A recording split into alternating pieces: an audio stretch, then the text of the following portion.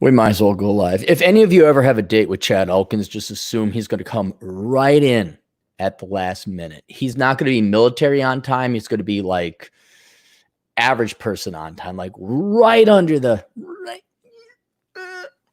Hey, how's it going? Hi. Can you hear me? Hello? Hello? Can you hear me? We do that just to irk the great one. So I figured I'd start now. In the chat room. Yeah, Juan. Right there, Juan. I got that for you there. I wasn't a boomer. Dude, that OBS, fuck that shit. That is, and it wasn't a live stream. It was a test. It was a test, Juan. And then Juan, hey, anytime you want to set up a podcast or a YouTube live stream, I'd love to see you. Dude, putting that back together on Mustang is going to be a cakewalk compared to getting Streamlabs OBS to work. And I did get it to work. I was streaming on Streamlabs. There was just absolutely no way to get like the link and to see the chat room. We got one. We got, who was it? We got one donation through the Streamlabs, but we didn't get to see any of the text or anything like, it was a nightmare. It was a freaking nightmare. But where was it? You guys were talking about, where'd you guys go? Oh, Tom Likas. Yeah, I forgot to mention this past couple things. That's not me. That's the acolyte of me, which looks like me, surprisingly enough. And Juan's also saying that. Yeah, Tom Likas is back. I haven't tuned in to show. I've been busier than shit with a lot of crap. And I haven't even been able to tune into things I like. The only thing I've been listening to is Turd Flinging Monkey, because it's a way for me to vent. It's a different idea and a different thought. But I have to go and binge on all the speakers at that Rule Zero meetup in Vegas. If you guys want to attend that, let me know. It's $999. I'm one of 10 speakers. I'll plug it later, but it's there's no rest. Oh, hey, here's Chad. Hey, what's up? Hey, what's up, man? Dude, we are you and I have a very similar situation in our work environments right now. What's up? Let me ask you this. What you are doing right now, because you're in the middle of busy season version 2.0, are you producing anything of real economic value? Like new economic production? I mean, I'm just trying to get everything done for people that should have gotten shit done a long time ago. So I'd say yes, but no. Well, let me ask more philosophically. Let's compare you and I to Juan, okay? Okay. We're better looking. We're white dudes, so we're just better all around. I mean, come on. I mean, why is this no good Latino? So, but at the end of the day, and this will show where Juan actually is a better person than us. What does Juan do for a living? You know what? I actually don't remember, believe it or not. He's a mechanic. Oh, he's a mechanic? Cool. Yeah, he's a mechanic. He gets cars to run. So when Juan is done working on one project or at the end of his workday, what does he have to show for it? Oh, he can see the fruits of his labor, a working car. Right, but the working car is a positive thing. He extends the life of the car. In other words, I'm saying there's real economic production. There's real GDP growth. Okay, the car is broken down. Essentially all mechanics extend the life and get extra usage out of the car. You get extra mileage out of the car. That is the when we boil it down, Juan's contribution to society is more transportation. Okay, follow me so far? Yeah, I'm with you. When you're done with your day, what production is at the end of it? I mean, nothing. It's like I try to keep people. If you boil it down to what I do, I'm keeping people out of jail because of the government. So I'm not right. Now in economics term, we call that compliance costs. Yeah. So you work 10 hours in one day. Juan works 10 hours in one day. For the overall benefit of society, who's producing more? Well, he is. I mean, we can actually see him extending a life. He's actually producing something. Right. And so now this is not your fault because of the nature of your work. This is what I've realized. This is a huge economic waste of time. It's a huge time sink to have all this. Like I've had my eyes open where you will slave away. What are you doing? 60, 80 hours a week now? Yeah, I'd say I'm close to 80. Only for 6 more days, though, and then I'm good. Right, but all of your work, all tax accountants' work, is pointless. Like you could do something else with, you could consult a company and make their factories more efficient. So you could lower the cost of living for everybody because they make widgets now cheaper. You could make the company more profitable. So the owners of the company now have more money. They could buy more cars from Juan. And I'm just looking not only because of regulatory compliance based on government, but where do you think the majority of my time went yesterday? Because it's not just the government that wastes people time. Where do you think I spent most of my time yesterday? Or where this week, most of my labor this week, what do you think it's been doing? I mean, I think it was answering requests, putting out fires, handling people's stupidity, which was certainly what I was doing all week. Right. So handling repairing people's mistakes. That's what I do. Yeah. Right. There's no production. I mean, you're still working an honest job, but if people fuck up, they're the number one cause of problem in the world. Okay. So we got government regulation. We got people fucking up, cleaning up people's mistakes. That a lot of people just do that. Like one, I'm sure, for example, if Tina, the bimbo soccer mom, driving her Chevy Cavalier, doesn't know that the oil needs changing, which I dated a girl that ran her car 40,000 miles before changing the fucking oil. Surprised it even lasted that long. That's repairing someone's mistakes. So there's no economic production there. Where else? It's happened since the Floyd incident. Yeah. Where has a ton, probably near $500 billion worth of labor gone? Where has $500 billion worth of labor gone? Where specifically? Yes. So I thought you were thinking more COVID, but George Floyd's like protesters, worthless things. Right. The protesting, we could say the protesters went out and destroyed economic production. Yeah. There's an opportunity cost where if you took all those protesters and you had them build Habitat for Humanity, you'd actually probably significantly dent the cost of housing in the Twin Cities or other places.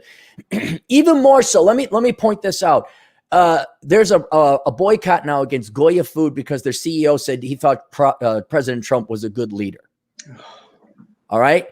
Yeah. In response to George Floyd, what did every cocksucking, virtue-signaling corporate motherfucking corporation do out there? Oh, well, we're all in this together. Racism is a problem. BLM, virtue signal this, virtue signal that. I know what you mean. How many hours at the concept of a CSR department or diversity and inclusion department? And now we're going to force everyone to have training. And now we're going to have sensitivity. And then there's the outright spending of money on BLM, NAACP. Yeah. By the way, the National Association for Colored Persons, the NAACP. Yeah. Have they advanced the plight of colored people? I mean, I'm no expert, but it doesn't seem like doesn't seem that way. I don't think I give them the money. If I'm going to give it, I'm going to give it to Ben Carson or Sotomayor. Not Sotomayor. Who am I thinking? Tommy? Is that Tommy Sotomayor? Tommy Sotomayor. Yeah. Yeah. Okay. I was thinking the justice in the Supreme Court. So that money is completely wasted. That could have gone to put Lord knows how many young Black or Hispanic kids through a STEM program. What else? One of the booming sides of this economy. What are we doing right now? Well, right now we're just chatting on YouTube. I mean, what? Right. Well, it's social media, and this is the modern day. This is the modern day media right now. What do I have to dick my fucking time with? Instead of producing new entertainment, new content, which I guess this is production, this is value. People are being entertained. What do I got to? This past week is what I've not exclusively, but majorly have spent my time on. Jeez, man, I'm not sure. It's a stretch. I'm trying to stretch your mind to figure it out because it just dawned on me when I kind of knew it, but I didn't realize how much fucking time we waste with politics. Well, this is a total guess, but were you looking into companies that sort of endorsed all this virtue signaling and you're trying to not use them? Is that it? There's that. And I have to get multiple here. I got a list right here because all right. So I fucked around last night with Streamlabs. And why am I fucking around with Streamlabs? Because I don't want to give YouTube my money because they keep fucking. It's not even the politics. It's like you're censoring people. Censorship, yeah. Censorship. Now I got to come up with a plan B. So I got to get Streamlabs in case I got to go on the D Live. I had to get a new phone because I need it, but then my cell phone supplier was like, you people better check your white. Every major corporation, I got an email about me having white privilege. They're going to donate in virtue signaling. It's like, okay, fuck off. You're donating money to communists who cowardly hide behind race or gender to get more money out of you. I got to do BitChute. I had to set up a BitChute account because I got to have another streaming plat. Discord was just what the kids want. I still haven't figured. Yeah, I got a Discord. Go find it and subscribe. I don't know how it works. I got to talk to back. Are you backing your stuff up? No, because that's another thing I got to do. I got to back up my main videos. Like I have most of my videos backed up, but since I've started live streaming using the webcam because it has better filming quality, there's some pretty good videos that I'm going to have to back up. Why? Because they took down Molyneux and they're fucking censoring Prager. That sucks. I know. Molyneux. Well, I like Molyneux too, and I like Prager as well. I mean, disagreements with both, but it's just the concept. Why the fuck are you? Why? Now it is behooved upon me. I have this added thing. Now I got to go get PayPal. They might get, now I got to go to Subscribestar. Patreon. Now I got to go to Subscribestar. Did I, in the past, almost 2 weeks of work, did I contribute anything new? Did I write a new book? Did I, I don't know. Did I consult? Did I do any? I consulted a little bit, but for, let's just say that 80 hours of work, did I produce anything new, any real GDP to increase the wealth and the health and the enjoyment of the U.S. economy? I mean, no, but I did enjoy that hour-long video you did about how there's nobody coming to save the women. Yeah, I got paid for that, and that's real economic production. I'm not saying there wasn't any real economic production, but I looked at the past 2 weeks, and whereas you have compliance costs kind of put to you by the government, you have stupid people making stupid mistakes. A lot. Then and now you got politics, because if we want to go back to the origins of this, some Marxist boomer professors decided to teach my generation diversity. They also decided to brainwash my generation and the millennials, now the Gen Zers, that your politics and your traits is all that matters. Okay. They literally replaced accomplishments and achievements and excellence with traits and your politics. Yep. And now you have basically 2 generations of fucking zombies who know nothing else but that they have value because of either their skin color, their gender, the made-up gender, the disability, the mental illness, all these traits. They all have their entire value structure is based on things they were either born with or chose to have. They didn't work at or earn. Right. And by the way, you're entitled to other people's shit. Those are the bad guys. Go get. And now these they're coming online, and now all that matters is fucking politics. So if government regulation wasn't enough and stupid people wasn't enough, now we got this warped, psychopathic, Borg-like, cult-like psychopaths coming down, and now they're infested in the corporate world where you actually have corporate social responsibility department, diversity and inclusion, and you're not making fucking goods at a fucking fair price, helping out everybody. And now we got to waste our time with, I guess, what could be compliance costs, or I have to go on like a constant, I have to get insurance, I guess is what it is. I constantly have to get insurance, come up with a plan B. Oh, that platform went woke. Now I need a plan C. There's no fucking production. None. Right. And I'm wondering, that's at the individual level. What's it like working in a corporation? I mean, when you were working over at the Big Four, what percent of your time was dicked around with diversity meetings and all this other compliance shit? There was some of that, so maybe like 10%. Now, I left there in 2011. I'll bet it's like 1,000 times worse. Oh, yeah. Now. Yeah. I just, as an economist, as someone who genuinely wants to help out society, it's like, do you have time for really, guys? Do you want this? And Lord knows how much time people are wasting their free time getting all pissed off, looking at social media or Facebook or Twitter or whatever. I mean, it's all bad news. It's not. It all is just to get you riled up and pissed off in this brown journalism. I'm just like, my God, what a waste of, not only a waste of economics, but a waste of fucking life. Well, I told you about my buddy, right? In fact, you met his wife.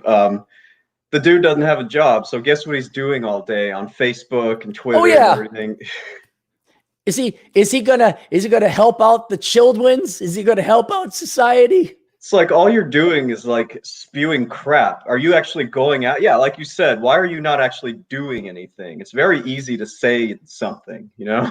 We are so, it's a combination. We're so productive. We're so successful. Technology has advanced so much. Costs are so low. We have the reserve currency. And then, by the way, we just print off more money that nobody has really any problems. And now not every American, but most Americans are a bunch of fucking navel gazers. What microscopic problem do we have wrong today? Oh, the white guy got an extra nickel. He found a nickel on the street and the black guy didn't. Oh, I got with the oppression, the patriarchies, or I confused my oppressions, the discriminations. Like, are you fucking, like, I ever tell you about the powwow I was at? I don't think so. A powwow, Indian big celebration. Oh, yeah. Yeah, not an actual party. I mean, an actual legit American Indian powwow. I don't remember. And this is a long time ago. And it was a poker guy. I just got invited. Okay, so it was cool. You know, I was like, it's different. And then some of the kids, the guy was telling me, yeah, the different kids from the different tribes will fight each other. I'm like, what do you mean they're fighting each other? He says, well, that one's from the Sioux tribe. They're a Ojibwe or whatever it was. And the kids will like actually take pride in their tribe. And then they'll get in fights. It's like, are you fucking joking me? You guys have the Pine Ridge Indian Reservation. You have the worst standards of living in all of America. If you didn't know, American Indians have certainly some of the, some reservations do actually quite well. There are some rather rich ones. They tend to have casinos, yes, or they have actually some good ranches out in Montana, I think it is. Anyway, but Pine Ridge is not one of those reservations. And I'm kind of like, of all the fucking petty bullshit you guys have got to wear, this is what you're going to wear. That guy is Sioux. That guy is Blackfoot. Are you kidding me? And that's where we are now, where the CEO said he thinks President Trump is a good leader. That's it. Now you got every fucktard leftist out there going to go boycott Goya Foods or whatever the corporation is. Black bean producer. Is it a black bean? What does Goya produce? Aren't they like the soda water? Like maybe. Soda? The only one that comes to mind is their black beans are actually better than many of the others. So I buy Goya. Goya, American producer, and many Hispanic countries. It has facilities in different. Here we go. Guess who we're gonna fuck over now with Goya, Chad? Us? No. All these good little white liberal virtue signalers. Yeah. Guess who we're gonna? Guess where they're guess who they employ? Themselves, or immigrants, or right? Goya. It's brand food in the United States and many Hispanic countries. Different facilities in parts of the United States. Guess where else? Mexico, Puerto Rico, and Dominican Republic. Oh, okay, yeah. Now, who are we going to unemploy, Chad? Well, we're going to unemploy people that I guess you would consider them citizens. You know, Puerto Rico, not Dominican Republic. Pussy liberal white woman. Oh, just hear me out. Pussy liberal white woman, either living off of daddy or government, social worker, can't, whatever, a laid off teacher. Virtue signaling Karen. You follow me so far? She has to be white. She has to be liberal, because I want to point out to whatever minorities are listening right now. She sees this. Now, she buys Goya soda water or Goya foods because it's in the cultural aisle, or the ethnic foods. The ethnic food, because she's going to support the all right. Now, Goya CEO says, I think Trump is a good leader. Oh my God. So she goes on her, she's going to boycott Goya. What is that going to result in terms of economic progress for the Latino community? It can't be a good thing. It's not going to be a good thing. Do you think she even bothered to look this up, this short little Wikipedia? No. And how could she have maybe gone for, let me ask you this. This is such a good economic philosophy. I like having you around because you're the accountant, but you don't have quite the economist. I don't know a lot about economics, man. Does all economic production have to have a dollar attached to it, a price attached to it? I'd say no. I don't think so. No, we could barter. Like if I advertise your services and then you send me clients, right? Dude, bartering is my bread and butter because you can't tax people exchanging services. Right. Where there's right. no money involved. I mean, it doesn't account for the lion's share, but if, like for example, Turd Flinging Monkey, I'll promote him now. He's on BitChute. I said, dude, do you want to keep exchanging money or do you just want to help each other out? He's like, let's help each other out. I'm like, cool. So I promote him. He promotes me. He's got a book out called 13 Rules Not to Be a Fucking Cuck. It's on Amazon, paperback, and Kindle. So you don't actually have to have a dollar value attached to it. Right? What could Karen, the overweight, white, super justice warrior, liberal feminist teacher, what could she do that would provide an increased standard of living, which is the definition of economic growth? What is one thing a lot of the Karens, a lot of the women in the United States and around the world can do to increase standards of living for all? This is kind of tough, man, because they seem pretty useless to me. Okay. What could they do? I might need a hint, man, because to me, they're just a net burden. Oh, this is good. Why do we have this technology now? Why are we able to do this? Why are there buildings? Why are there planes, trains, and automobiles? Why is there electricity? Well, it's because we made it. There were incentives. Who made it? Who made it? Us, men, humans. Men! Oh. Fucking men! Shove it up your ass, ladies. Men made it. Why did we make it, Chad? To get laid, or at least find a good woman? The girls! It was to get the girls! So that's how you get the girls. Do I want to go? Why did we charge hills and slay the communists and fight the whatever, and the Romans take on the Greeks and the Greeks take on the Persians? Why did everybody fight? It was just to get the girls. To get the girls or to protect the girls.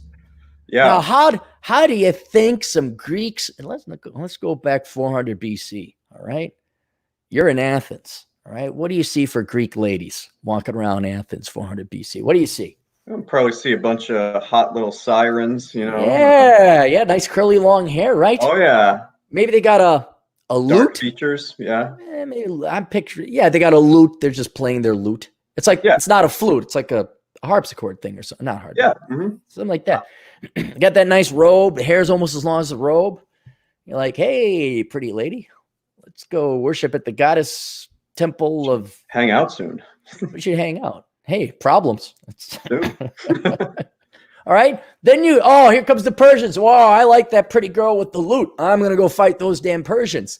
Now you got Karen, the 200-pound teacher social justice warrior with her tats and her frisbee in her ears and her nose pierced. Do you want to go fight the Persians?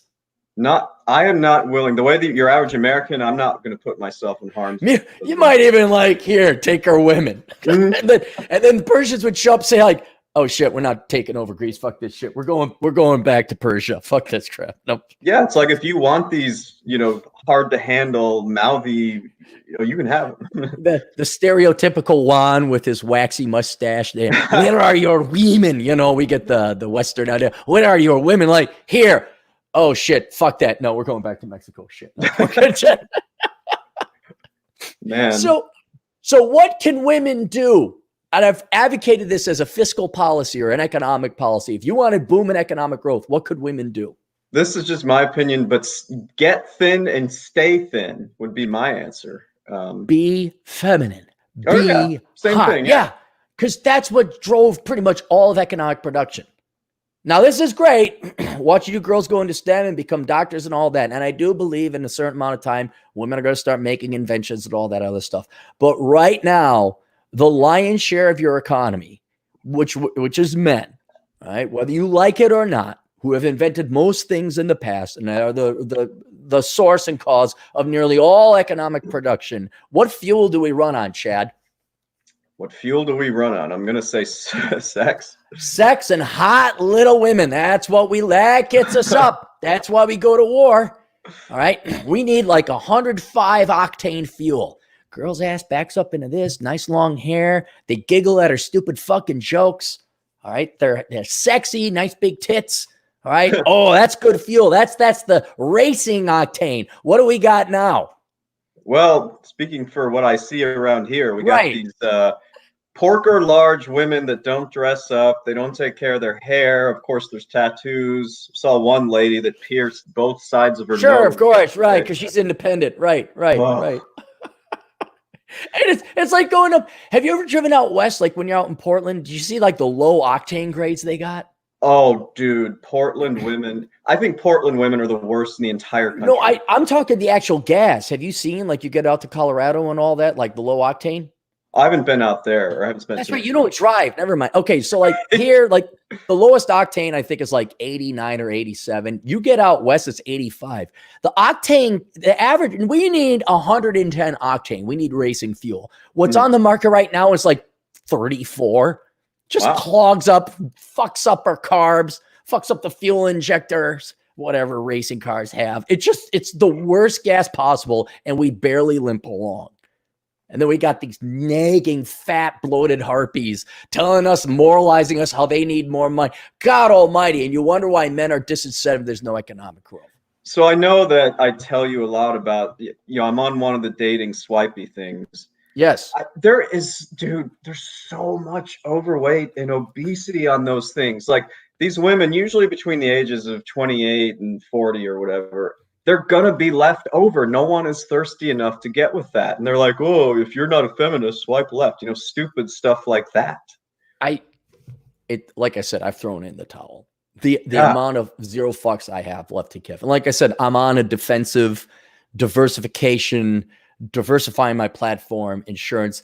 And then my next main project, and what my next main project is going to be, which takes time away from Operation Evil, which would be economic production. That was going to be my answer. Was Operation Evil was your next project, but I guess what else is there? It is, but I can't look. If you're going to threaten people's private property and you're going to constantly bury them in compliance, in defense, in redundancy, and repairs. And I got to look what I say politically. Now I got to go and worship and bow down at the altar of leftism to show I'm woke, because that's now the modern day compliance marketing costs. You never get around to new shit.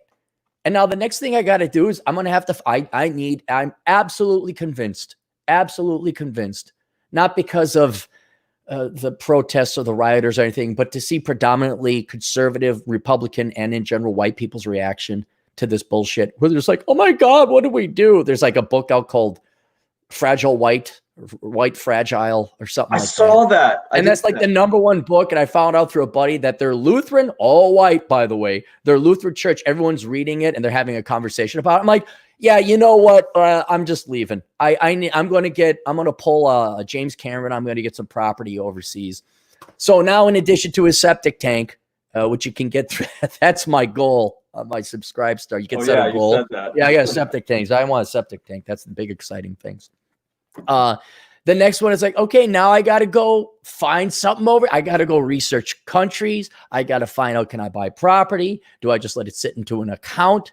What are the banking and FATCA rules and laws all associated? I got to have a plan C now.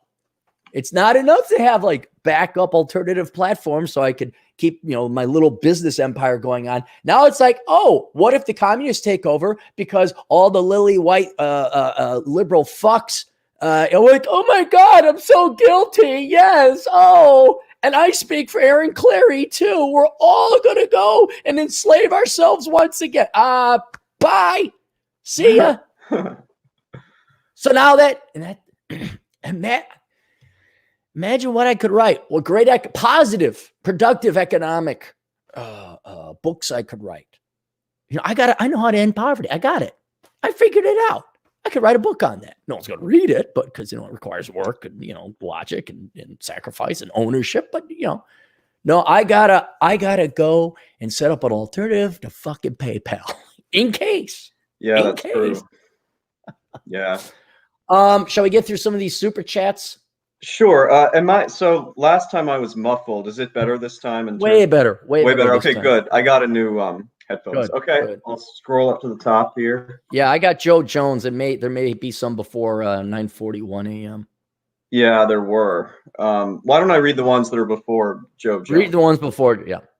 So Be Strong for $2. When are they going to open up movies and restaurants? They kind of have here, but it's like 25% occupancy limit or something like that. Depends on your state and your governor. Yeah. Are things open in Minnesota or no? Okay, I take it back. Not only does it depend on your state and governor, it also depends on the city, because I went spending my time to find a new phone because this one's getting old. And all the T-Mobile stores I went to, except one, like, oh, we need a mask. We need a mask. We need a mask. I'm like, no. I'll go to Verizon. I'll go someplace else. I'm not. Yeah. There's a T-Mobile right across the street from my office. That place got destroyed. Like the windows shattered. All kinds of people stole their phones. And wait, what? Really? During the riots? Yeah. The riots were in your neck of the woods too? It got this far north. I watched it happen from my office window, man. Hey, at least T-Mobile, you know what? They got rid of Tucker Carlson as a sponsor. Oh, did they? Yeah. See, well, the paradox I'm facing with my phone is I'm like, okay, fuck you, T-Mobile. Then I go to, you can go AT&T, Verizon, wherever. Sprint is T-Mobile, by the way. And they all had their letter from the CEO like, oh my gosh, we're going to donate money to communist organizations. That's what they are. They are not race organizations. They are communist organizations. They are communist, cowardly hiding behind race and besmirching the races that they hide behind, or whatever trait, women, whatever, to shake down companies. So there's nowhere to go. And so now I'm kind of like, okay, you're all going to lecture me and sermon me because you're a bunch of Gen X marketing fucks. So now it's like, okay, Verizon doesn't require me to have a mask. So I'm going to go down to the Verizon store. Let me see if I could get Verizon. But who knows? I'll walk in. It'll be very expensive. Then I debate, well, I'll get lectured either way. And is it worth this much? Okay, so Richard Bechtel for $2. How old are you, Cap? Is Chad related to Spoonie? I don't know who Spoonie is. I don't know who Spoonie is either. That was a guy on Beckloff's show, I recall. Davis Arini? No, I'm just kidding. No, not Spoonie. No. I'm 45, but I look great for it. I got some new Pompadour stuff in my hair. I got this, not epoxy. What is it called? A pomade. Oh, that. Yeah, like Dapper Dan. Except it's some kind of J. Crew shit that I found for cheap on the internet. And it looks pretty good so far. It's working pretty well. It's like taming my long locks. You guys, my birthday's in a week. If anyone wants to get me anything. Do you want hair product for your birthday? I would take some. My hair is one of my most important assets. I gotta. It is. It is. Does your old man, I'm trying to remember, does your old man have a full set of hair? Yeah, he's still pretty good. It's all gray, obviously, but like, I mean. Yeah. Yeah. Because I don't, you, me, and Atham, we got some rocking hair, man. Did you see that picture of Atham with the long hair? Dude, yeah, I know. It was so funny. I'm like, holy shit. He looks like the guitar player from Slayer. It's I know, that's and he always has that dumbass knows better than you smirk on his face. He always, and he does know. He knows something we don't. That's why he's got that permanent smirk on his face. All right, who's next? It's Al. It's either AI or Al for $5.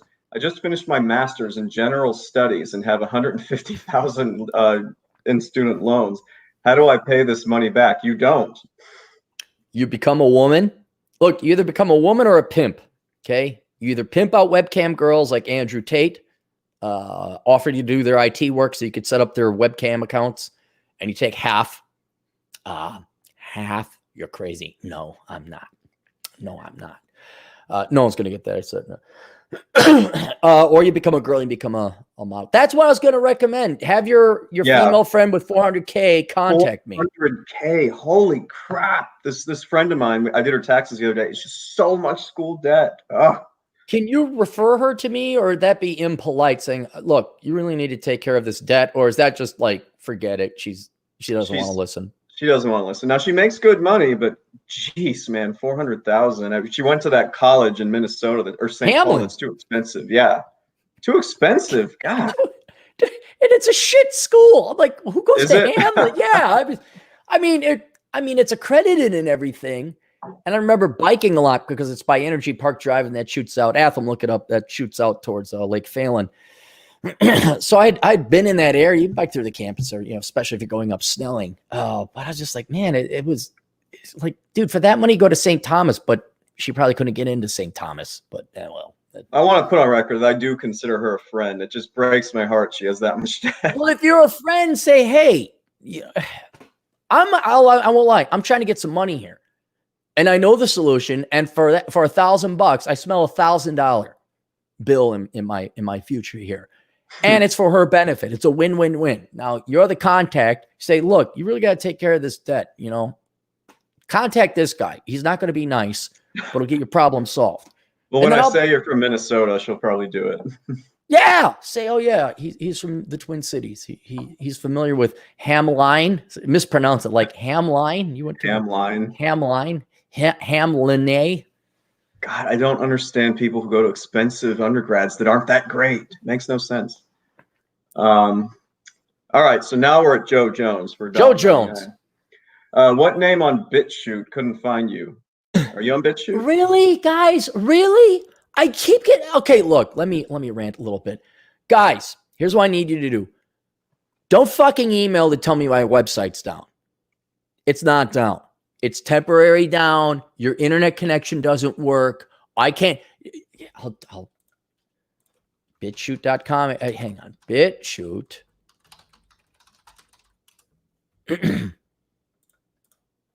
There it is. BitChute.com/Aaron Clarey. I'll post it in there. I don't know if you guys got to change your... Literally, not 9 out of 10 times, 95 out of 100. I'm like, oh shit, the site's down. I go there, it's there. 99 out of 100. Aaron, I can't get your book. Amazon's delisted. I go there, it's right there. Guys, change your browser, refresh. Don't send me a fucking email. All right. If it's down for a week, then there's a problem. All right. But don't. This one time the website didn't load up. Don't fucking email me. All right. Lost my place here. So that was Joe Jones. Okay. So the Competent Man for $2. Competent Man. Year 0 is in effect. I can't believe it. What's the year 0? I think that's when, there's a big cultural change or like the left's taking over or something. I'm not totally sure. All right, year 0. Hang on. Political. The term year 0 is applied to takeover of Cambodia in 1985 by the Khmer Rouge, and that worked out great. This is an analogy to the year 1 of the French Revolutionary calendar during the French Revolution after the abolition of the French monarchy. Yeah, and then what's his name came in? Napoleon came in. Oh yeah. Year 0 is not in effect. Okay, you gotta understand. Just because corporate cucks and Gen X dipshits with masters in marketing who couldn't think independently, and this is all they know is how to suck diversity dick. Okay, that's their marketing strategy. You see it on the internet, you see it on the news, you see it in the media. Obviously, dude, that's the biggest front. This is the loudest minority there ever was. Okay. Your average person is not a Marxist. Now, they're dumb enough to vote for Marxism, not knowing this, but your average person is not a Marxist. All right. So, and this is the most remember all we heard about was Russia? Yeah. Okay. Then all we heard about was Corona. Now all we hear about is how everyone is oppressed and it's time for a No. That's sexy. It's saucy. All the news media rooms are like twiddling their twats. They're so wet. This is so amazing. They're making a lot of money. Don't worry. Something new will happen. This will burn out. I think in 30 to 40 years time, you'll have a solidly socialist economy here. Maybe not full communism, but it's not year 0, especially with coronavirus, like putting all these kids out of college and now they can't be further brainwashed. Apparently Harvard is going to charge their normal tuition like $50,000 a year, and people are going to be doing nothing but online classes for them this fall. Right. What a ripoff. I remember when the Ivy League meant something, like, oh, Harvard, that meant something. Now you couldn't pay me to hire an idiot from Harvard. No fucking way. No fucking way. I have a hard enough time hiring people from any college. But especially the Ivy League. I'm like, oh, you're a fucking moron who had rich connections and rich parents, and you think you're going to get by on networking, and you will. This is not the place for you to work, sir. We need people to produce. Now get your fucking blue blood cocksucking ass out of here and go suck some New York or Connecticut dick. Just get the fuck out of here. No way I'm hiring Right. Let's see who's next. The commentant man again. Wow, $10. 10 bucks. Thanks. Thanks, man. The idea behind year zero is that all culture and traditions within a society must be completely destroyed or discarded, and a new revolutionary culture must replace it, starting from scratch. Do you think we're seeing that right now? They're trying, but the perfect example, Jack Napier, who you can find on YouTube, he sent me an image, and it's this Latina gal who's fat, and it says something like perfection and food deprivation are the cause of white supremacy. And I'm looking at her. Why is that hypocritical? Did you say perfection? Like yeah, she was an idiot, but what's wrong with that? Food deprivation is the key. Oh, food deprivation. Okay. Yeah. Why should she, of all people, not be wearing that shirt? Dude, I need you to tell me. It has something to do with her being Latina or female. She's fat. Oh, is that okay? Food deprivation, lady. She was 220 pounds. Like, fuck you, bitch. What do you mean food what? What? Like, dude, I was in a grocery store yesterday, and there was someone there on one of those like rascal things where you drive through, and they're in the ice cream section. They're buying like a bunch of them. I just wanted to say, what the fuck are you doing? But you gotta understand. These people are so helplessly dependent on welfare and the production of other people. We could generally categorize them as the parasites. They are so helplessly dependent on the producers of society that they can go ahead. I mean, look, how long did the Chaz last? Chaz, that was what, a week or so? Or less? Yeah. Well, it didn't last because they needed immediate infusions of capital and money and food. It didn't last. It didn't even start. And so this little beautiful idea they have, if they deter enough production, or they decide we're going to take over the means of production, or they're just going to like eliminate private property, the producers aren't going to produce. Right. It won't last a month. In the olden days, like especially when you couldn't take over things in one shot and you had the local farm supporting the local town, you didn't have just-in-time inventory management. If you don't pay the Chinese their money to produce your widgets, what are they going to do?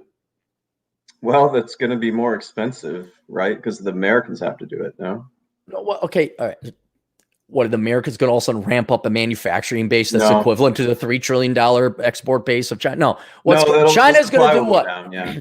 They're not going to supply you. Yeah. So the last boat out of China, pun intended, the last slow boat from China, pun intended, that has all those goods, there's no new goods coming into the United States. That's true. Right? All right. So what? A month goes by and there's no more fizzy widgets. The farmers, they stop their crops. They're not putting because we have the from farm to table or factory to table is so short. It's not like, oh yeah, all this stuff was in production and in the pipeline. And so we have 3 to 5 to 6 months of supplies coming in. It's done in a month. Yeah. Your electricity is going to be out. No, you guys are just it will collapse in about a month, just like Chaz and Chop. And thank God we got guns, because that's the only thing that will really effectively protect private property. So I'm like really curious what's going to happen. I'm very, very curious. This is why I keep advocating Republicans, while they're in control of cities or states, you pass constitutional amendments saying you cannot take away a person's property. You cannot tax more than 10% the person's income. They should put in constitutional requirements, like Seattle, it's against not Seattle, Washington's against the Constitution, have an income tax. They should leave some poison pills so that when inevitably Democrats take over, they need a supermajority vote to the end. You protect private property. I'm not going to consult the Republican Party anymore because they're a bunch of fucking incompetent idiots that don't know shit, and they're a bunch of pussies. But that's what they should do. But no, this is again why I got to have a plan B, why I got to get out, because you have a bunch of Lutheran white guilty people reading the white privilege or whatever the white book is and actually thinking they're guilty, and predominantly white women voting Democrat all the time because they just want to feel good and they're so guilty and they actually believe the fucking slop they see on the TV in the Ellen show or the View. Yeah. So it's like everybody's got to do it. You all got to have a plan B. I just got a little bit more time. That's all. Just got a little bit more time. I got 15 minutes or so. Oh, all right. Let's get through. Yeah. All right. I thought you were going to be here longer. Hey, our buddy. Let me get back to where we were. Atham. Housing crash coming soon. I'd say yes. I mean, I kind of hope so. I hate to say it, but I think we printed off too much money. There might be a dip or a flattening, but it'll go right back up. Be strong for $2. Will they extend unemployment and stimulus checks? So I think they are going to have another round of stimulus checks. The unemployment one is more interesting because you know how people are getting $600 more in unemployment per month because of the feds? Right. That has to stop because the people are able to go back to work, but they're making more money on unemployment. So where I kind of threw in the towel, one of the main reasons I'm also like, fuck it, I gotta get another plan, is when Trump says, oh yeah, we're just printing off $3 trillion. I'm like, oh, that's the Republican. That's the Republican who said we're just gonna print off $3 trillion. Fuck it, see you later. I'm out of here. I'm out of here. Yeah, so I think they will extend it. It's like quantitative ease 6.0 or something. Okay. Admire the dumpster fire for $5. AMA is a leftist lobbying organization. They don't care about doctors. Favored Obamacare, influenced by Karen and MPH. American Medical Association. Yeah, I don't know much about them. Miles per hour. Okay. Master Public Health, maybe. Okay. Rob Figolski for $10.99. Love the $10.99s. $10.99 superior race. Yes, for sure. $10.99 are here. Read the book Pendulum, best I read in years. I'd be willing to help the Poop Fund for a video response on the book. They argue societal behaviors switch every 80 years, and it's on Audible. Have you heard of that book? No, I haven't, but I'll probably look it up. And then if you guys want, because apparently nobody can find it, I will put my Subscribe Star there. And so if you want to help donate to the septic tank fund, you can go there. I got one of those little graphy chart things, like the thermometer, like percent of goal raised. It's like 7,500. I think I have like $15 raised already. There you go. Big money. Yeah. Pokeball time. by the time they build the house, already put the septic tank in 10 years, I might actually have 7,500 in donations. You never know. And Atham might have finished school. No. Atham might have finished school. Who's next? Heavy Water Tread. $10.99 are here shooting a big bore blowgun at targets on our out back, enjoying coffee, not caring if the phone rings for work or not. $10.99 is the good life. It is. I cannot imagine ever not being my own boss at this point. I just can't. I know. It's like once you get the taste of freedom, you'll never go back to North Korea. It's also a lot like Democrats who convert, like they for a moment in time, they have a true independent minded thought, or they entertain a different, and then they're like, holy shit, I couldn't believe it. Or occasionally you get a gal who was like a rabid feminist, and then like they'll meet a guy whose dick they really want, and they'll turn him into a traditional wife. Like, oh my God, I'll never go back. I couldn't believe what I was thinking. Same thing with employees. So I'm working a lot right now at night, all the time. I would never do that for a person that's not me. I just wouldn't. What do you mean you wouldn't? What? Like if I had a boss and I was a W-2, do you think I stayed up very late doing work, taxes? I would never do that for somebody that's just. Oh, yeah. Yeah. No, I wouldn't. Al for $5. I just finished my PhD in diversity. Only about 300,000. If you want, I can come on and discuss how oppressive your and Goya's views are. #BLM. It's so funny when you realize all it is are parasites hiding cowardly, by the way, cowardly. So hiding behind a trait. Yeah. Cowardly hiding behind a trait saying, if you don't give me money, you hate women or minorities or whatever else. It just simplifies it so much. And it's just like, wow, you corporations just buckle at anything, don't you? It's like those business owners I know here that they don't give a shit about BLM, but they put it, Black Lives Matter in the store window so they don't get a brick thrown to it. Well, and it's also like the Gay Pride Month. Yeah. Like, really? I mean, I have gay and non-binary friends, and they're the legit ones. Obviously, I don't have the victimhood types or the attention whores. And they're like, what? Like, yeah, they'll go to the pride parade or they'll go to the, whatever, the nightclub and everything because they want to get laid. But man, these fucking internet idiots who actually like, Target likes me. Yeah. Oh my God, British Petroleum put a flag on their gas pumps. They like me. It's like, no, they just want your money, you fucking idiots. I miss the days when people on the left hated corporations and thought they were evil. Yeah, well, now that they're like, see how easy it was? Maybe corporations were smart. Maybe they were. Let's see who's next. Oh, again, Plenty of Fish, more like Plenty of Fatties. I've spent very limited time on Plenty of Fish, and it was several years ago, but I hear that it's just the bottom of the barrel of those, the worst of the worst. He should have just said, am I right? That's what he should have said. Am I right? Am I right? Tyler Kemp for $4.99. Morning, sitting on my balcony in Houston, and I've already seen 3 purple-haired tatted SJWs with vanilla face walk by. Enjoy the decline. Yeah, enjoy the decline. Yes. Probably hot down there in Houston. God almighty. You know what's sad is they're so stupid that you could visually tell.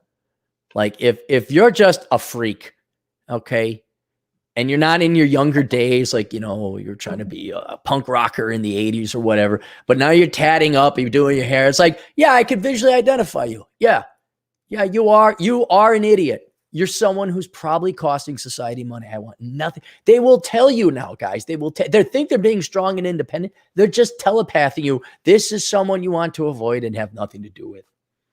Yeah, I like it when they do that. It's like a warning not to go near someone with purple hair or whatever. See who's next. KSB 26 for $10. Thank you again, thanks, KSB. Man. Yeah. Haven't you heard? America is a post-work nation. We are all going to get rich, day trading, flipping houses, stockpiling Beanie Babies. Real production is obsolete, old man. That's not entirely untrue. I'm way ahead of KSB 26. You see, he's behind the curve. You know what the real new production in GDP is? Complaining and justice. Justice. I'm gonna go get justice. You can actually. I have a friend. This woman should be ashamed, but broken family. What are you gonna do? Her daughter, she wants to work. She told me she wants to work in justice. I'm like, go fuck yourself. I literally said, like, fuck that. That's not work. That's bullshit. I mean, justice. What the fuck does that mean? Until everyone is exactly the same and everyone's totally equal, and therefore there's no diversity, and we're like the fucking board, and we're the most bored. We're not even human anymore. Dude, it's justice. That's the new one. I was walking around Andersonville. It's like a 15-minute walk from where I live yesterday. And there's this shop that sells T-shirts. And I remembered like a year ago, they had normal T-shirts, funny shit. What kind of T-shirts do you think they had? BLM. Oh, it's all politics. Everything. Justice, George. I pictured George Floyd on there. It's like, do you guys really care about this, or do you want to make money? They want it. Hey, at least he's smart. It's like the Che Guevara shirt. Hey, picture of a mass murderer. Yeah, man. I see people wearing those, and I just don't understand. But, not to besmirch George Floyd, because I do believe in an investigation will prove me right or wrong. But I do believe he was killed illegally. Of course. I think manslaughter, maybe not murder. Man, he is an ugly mug. That is one ugly dude, man. Like, they cut the pictures. I'm like, man, that is. He appeared in a porn, apparently, and that's not a myth. It's not. We don't need to besmirch him. And okay, fine, he may have had a criminal record. That's beyond the point. Cops shouldn't be killing people. That's of course. Yeah. But I'm merely saying, like, I see pictures of the guy. I'm like, that is not picturesque. That's not good optics. Is what I'm saying. All right. The Competent Man for $2. If the communists take over, more like when? Starting to feel that way here. It is, and what's sad is it's not the finances necessarily that they're taking over. It's the cultural stuff, like ugly women. I think that's what. Let me ask you this, Chad. What's worse, the fact we got a 40% tax rate? You and I more likely 50, or maybe even you 60. Or the fact women aren't beautiful anymore. I mean, geez, man, I think it's the latter. Like taxes I can get around, but well, yeah, I mean, it really is kind of like what brings you joy in life. Well, money you need to get by, but once you got enough, it's like, okay, I got food. And I'm a minimalist, all right? I don't like the fact that, I'm financing a bunch of illegit crotch fruit from women that can't keep their legs shut, men that can't put a condom on, all right? And I'm hated for it, by the way, for paying for their kids everything. But man, it's a moral. It just kills you, man, when you walk out and you're like, God, there are fucking fat, ugly women everywhere. Like, what the fuck? So it's just gotten so much. I've been here officially 9 years now, and man, every year it's getting worse. I remember the hotties were in Chicago in the 90s, man. Oh, they were gorgeous. Oh, even in 2008, 2010, like there were still a lot of them here. I don't know why they're getting so fat. Okay, Young Sykes for $5. Chad, 100% correct about the dating apps. I'm on there as well, and it's the typical, I'm a feminist, I'm a single mom, proud mommy of, now the new thing is BLM and pets. Everyone's like, I have a dog. Someday, Chad, someday. Yeah, man, I think you should do it sooner rather than later. No, I'm saying someday. Do you want kids? Someday. Oh, I thought you meant Operation Evil. Dude, no. The amount of women on there over 40, not 30, 40 saying that they want kids someday is staggering. Hey, enjoy the decline, guys. That's what's on the show. Enjoy the show. Delusional Women. What's showing? Delusional Women 27. I like the sequel to 24. I need to keep sending you those. There's a lot. They're great. Keep sending them. Makes my day. Noah Acosta for $2. Get a Google Pixel 3A 11, cheap 11. And amazing. I don't want to give Google any more money. I really don't. Yeah, don't blame you. Stephen Ochoa for $5. Happy birthday, Chad. We'll get you more clients that file for tax extensions this year. Thanks, man. And yeah, the extenders, dude. So I got 5 days, 6 days left. I'm still getting a ton of people who couldn't get it together, and we're gonna have to do it, October 15th. I thought you were getting rid of them then. I am. Okay. I am. I'm saying if you couldn't get your taxes done by July 15th, I'm sending you somewhere else. Good. Yeah, absolutely. Good. I'm glad you're angry. It's about time you get mad. I'm pissed about it. Yeah. The competent man. There we go. Here's my guy. Joker reference. I want half. I want a half. You're crazy. No, I'm not. It's a great scene. I'll go watch that. Right. It's just a great scene. Because now the Republicans should pay me half their budget for me to coach them and consult them. Is that the Heath Ledger Joker? Mm-hmm. I think, yeah. Jack Nicholson. All right, who we got? So AIL again for $2. I'm just messing with you guys. I'm in the trades. We know that. You wouldn't be watching if you were, pathetic. Yeah, we don't have a lot of communists here. We just got too many damn Latinos. That's the problem. We got too many damn giving us their damn money. Yeah.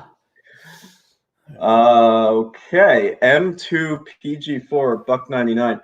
How do I get the girls during COVID, brah? I have a serious answer. I'd love to hear it. So I'm not doing this anymore because we can actually go out, sort of. But like you could, and I've heard of successful, and you know about this.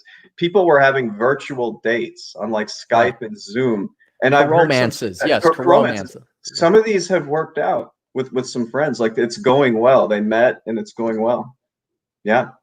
They didn't 86 them and no show. The women actually showed up. The women showed up. They were who they said they were. I'm not saying everybody should do this, but I have seen some success with the Corona romance or whatever you call it. That's a bit of good news. I'll take it. I'll take any good news we can. All right. Little optimism.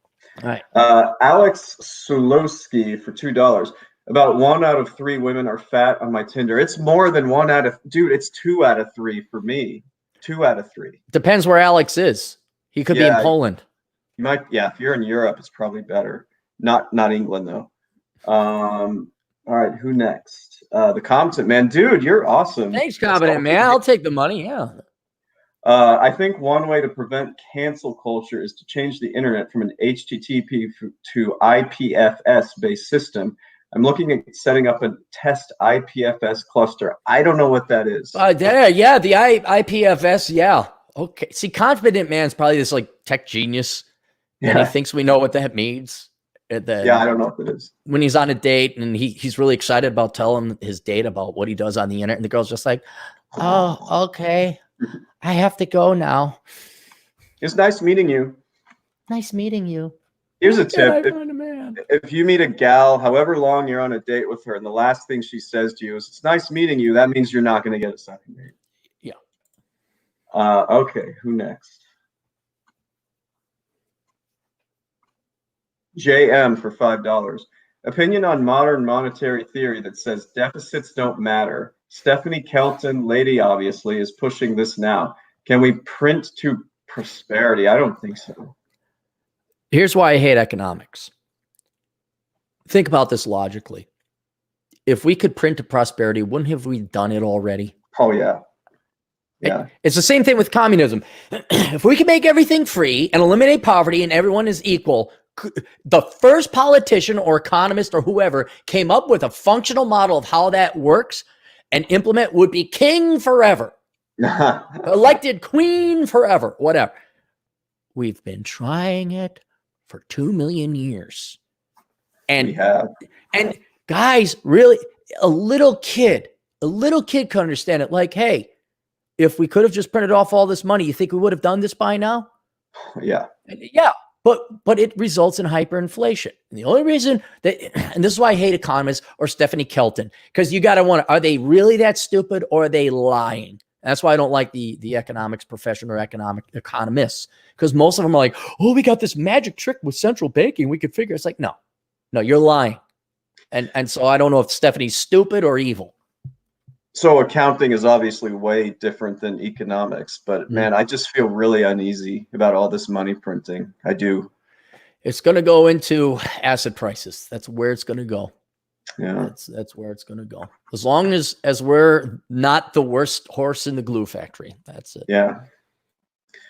Shits and giggles for £5. What's that? Like $6? Yeah, $6 or $7. Yeah.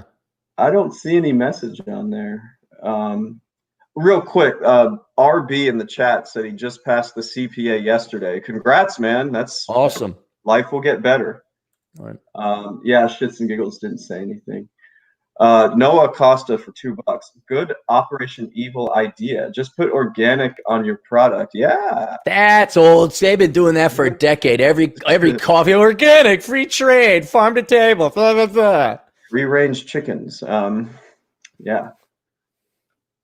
Someone says I watch porno. Yeah. QB Film Room for $9.99. Aaron, I was tricked into marrying a feminist who also has two obnoxious feminist mothers. Two mothers. Divorced 8 months later after bait and switch during engagement. Love what you are doing. Yeah, marrying a feminist. I just wish we could have prevented that from happening before he got married. Yeah. But gosh, 8 months, he could have probably had it annulled. But at least they ain't got no kids, and he's out of there. He's out of marriage. There. Yep. Yeah. The Commodore for $4.99. Joe Biden called for the end of the era of capitalism this morning. Not sure if he concluded it's officially the beginning of the era of communism. He doesn't know anything. He doesn't know any. He has never worked. He played sports in college and went right into politics. And I got news for you guys. Capitalism never ends.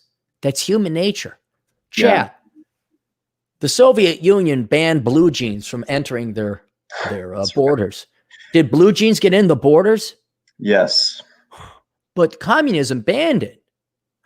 And a black market, drugs are illegal here in the United States. The government forbade it. It's a good thing drugs don't come in, right? That'll take care of the problem. Just yeah.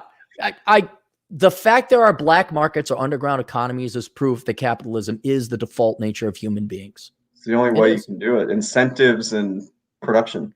Right. Man, the competent man. Yeah, he must have nothing to do with his money. $5. I still can't believe the Sports Illustrated cover went from Elle Macpherson to Ashley Graham in only 30s. Yes, like they're putting fat, ugly women on the cover of a swimsuit edition. Ashley Graham? She's disgusting. She's so fat. Like it's Ashley Graham. Oh God. She's not curvy. Christ. She's fat. Fat. Who wants to see a fat girl in a bathing suit? Dude, they're just trying to get look. Sport. Who buys Sports Illustrated anymore? Nobody anymore. This is a dying. Yeah, Playboy, same thing. They had a guy on the transvestite or transsexual. That's right. Right. They're just. These are the last gasping, desperate gasps of. And look, it makes our look. I wouldn't be here. The alternative, like to just speak truth. Hey, somebody out there do this. I'm too tired. I'm going to give away $1 million idea. Okay. Somebody out there start the Don't Like Fat Chicks channel. Okay. You're going to catch flack from every official established institution in the United States, but you know who's going to tune in?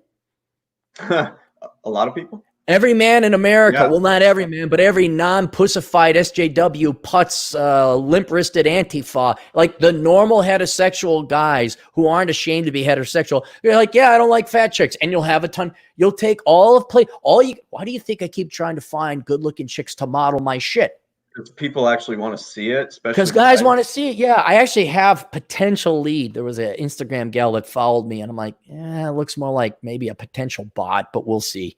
I'll ask another one of my cam girls if she's up for it if you want. No. They're very unreliable. They're very The reliability is inversely related to their looks. And, I've quit babysitting them. If they're not going to come to me to get their stuff done, that's on them. So, dude, that's all the super chats, and I got to run. All right, sounds good. Thanks for being on the show. Sure, yeah. Yeah, I'll go through the things. We'll see you later, all right? All right, see you guys. All right. Let's go to the what are we going to go to? The sponsors. So there's the Rule Zero seminar that I got going on in Vegas. It's not just me. We'll get over that there. And it's $999. I know it's pricey, but if you want to attend, there's going to be 9 other speakers there over 2 days. It's a late start, so it's not waking up at a crack of a fart in the morning. There's meet and greet and all that other stuff. It's going to be very laid back. There are field trips with each different instructor or teacher or speaker, rather, is going to be having their own thing. Mine is the Death March, Cappy's Death March up a mountain. And a lot of people are on the fence. And again, I know $999. I can't guarantee it, but I can almost guarantee it that you're going to find something out of the 10 speakers. You're going to find something that if you implement it in your life, it's going to save you the $1,000. I am purposely designing my speech to get you your money back. Not that you're going to be refunded, but if you follow it, you are going to save a lot of money. Probably 10 or 100 times that amount, depending on how badly you fuck up. And it's going to be new material, not stuff that you heard. So there will be some obvious repeated themes, but I got to go out and do some research, which is also on the to-do list, preventing Operation Evil from happening. But then the main selling point is, look, real men are dwindling. I'm sure you meet them all online. And if you'd like to hang out with a group of 100, I think it's 100, maybe 200, a fair amount of other real men, other men like-minded in meet space, not digital space, in person. Is that worth $1,000? Depends on your budget, but it's worth a couple hundred at least to me just to go and talk and hang out with some cool people, maybe make some good lifelong friends. I mean, I remember hanging out with the great one and Piggott down in Louisiana. Man, that was great. Oh, it was great. Just not one compliment was exchanged. It was all ball busting from the go. Hey, I can't use the word because, again, we're on YouTube, and if I was on BitChute, I could say it. Oh, God, it was great. And so that I think is maybe one of the unspoken selling points of the seminar. If you're interested, email me at Capped Capitalism, not Captain Capitalism, Capped, C-A-P-T, Capped Capitalism at yahoo.com. And I'll give the instructions there later. I got a new Subscribestar, subscribestar.com/Aaron Clarey. That is to replace Patreon. I'm getting all my new platforms confused.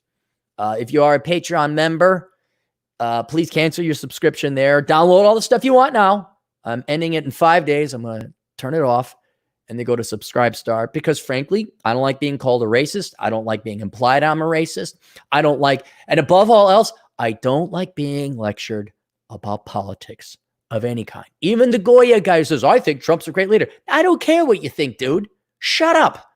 Make me cheap Latin food, basically. That's what I want. And this is also where I just had it. I mean, I'll do my part to switch out of these fucking virtue-signaling, hypocritical, pussy fucking corporations. And I am just not going to sit there and say, oh, we're going to give money to Black patron creators, but not you. Yeah, you know what? That is bigotry. That is the definition of that. Go fuck yourself. I also have a BitChute channel, bitchute.com/Aaron Clarey. There's only one video up there. Keep your eye on that. I'll be putting some new material. Like if it's not even if it's risque. It's just if I don't want to watch my speech. I don't want to watch my words. And I want to be able to just say something and talk about it like a fucking adult. Without, God, man, YouTube, I don't know if you YouTube censors are listening. You guys are like second grade school marms watching over our fucking language. Get the fuck out of here. Oh, I know. I understand YouTube. You need to make money and you're at the behest of your fucking cucked corporate advertisers and spot. I get it. And the newest rage is let's be leftists because that's the new religion. And so, oh my gosh, we're left. Oh, this Dennis Prager said people should have traditional families. Oh, we can't ever. I get it. I know. I could probably literally say kill Whitey and monetize a video here because that's apparently what the corporations want to hear. But I got a BitChute channel, bitchute.com/Aaron Clarey. There's a Discord. I don't know how Discord works, guys. I'm just wrestling with Streamlabs right now. And I'm still waiting on Teespring because they have to approve my images. We just can't have images. We just can't. Fucking censors wasting all our time. I might have someday when Atham graduates and my house is built, I might have some really cool masks and mugs and some merch. But that's taken for fucking ever. Here's a mug, Zazzle. I think this is the Corona Chat mug. Let me put it here in the chat room. Let me do that. I'm also going to put my marker here so we don't scroll out of the chat room. Who else we got? Better Bachelor. When you're done tuning into the old Capmeister, check out Better Bachelor's YouTube channel. He hasn't done any stuff recently. I think he's taking a little vacay. He could be driving to Alaska in his bus. Oh, wait, I don't think he can because Canada won't let us in. But he's helped out the show, and check him out. He's got some great material. Turd Flingy Monkey, you can check him out on BitChute, and I think DLive as well. He's been kicked off of YouTube, or maybe not. I think he's just also left YouTube. And he has a book, 13 Rules Not to Be a Fucking Cuck. I read it, one of the few book reviews I've done, and I liked it. Nothing terribly new or anything. It's a little bit of stoicism, a little bit of Marcus Aurelius, a little bit of modern day politics, all modernized wisdom from an elder to a younger. And it would probably be a great introductory book for you youngins out there if you just new to the red pill, new to the manosphere, new to this alternative thinking, new to masculinity. You got sick and tired of being told the 849,322nd time that anything men can do, women can do better. And you're like 19 years old, like, okay, fucking enough already. Maybe a good place to start. Terrence Popp, also check out Terrence Popp on BitChute. And if you would kindly get his book, Killer of Killers. Has nothing really to do with politics. And thankfully, it was a nice, refreshing break from politics and insanity. So I'd say with the Killer of Killers, go check that out, especially for like film noir and the afterlife. Not the afterlife, or the undead, or the spirit world. Spirit world's best way to put it. Film noir meets spirit world. Very cool. And sets up for a great sequel that I will probably read. Eric... right here. Eric Dolore, Investing Equanimity, the Logic and Wisdom of a Permanent Portfolio. If you are, it gives a little bit of practicality. So what's the permanent portfolio? It's very simple. It's like invest in the index. It's one of these simple rules where you don't really need a financial professional to tell you what to invest in. And it's basically a quarter gold, a quarter cash, a quarter stocks, and a quarter bonds. And historically, empirically, this has worked very well through recessions and economic booms and plateaus. It's kind of not only a means to grow your wealth, but also defend your wealth. And then what Eric has done is he's gone into it very philosophically and economically, analyzing why it works. So the concept is not, you can even see the concept right there. There it is. There's your permanent portfolio. But if you're a policy wonk or you're a philosopher, I definitely get this book and read through it because it goes through the hows and the whys and the historical performances and a fair amount of economics lessons here. This will be more valuable to you than a degree in economics. Your degree in economics would be worthless. And then we have Rodrigo's Coding School. It's doorscodingschool.com, DORS codingschool.com. I want to put this in the chat room. He did some coding schools himself, taught himself how to program. He says, I can do a better coding school than these guys. And so he, that's not the one. Hang on. Sorry. Commodore, Competent Man. I just didn't want to lose any super chats. I apologize for the midstream. There we go, Joe Jones. All right. If you're looking for a coding boot camp to learn Python, check that out. All right. He says he's better than it, and what he went through, he taught himself. He did it. He's like, I could do this better. I'd rather help out one of you guys. If you want to sponsor the old show, you can. And Rodrigo is one of them. So check out his coding boot camp if you're interested in not spending 4 years in school.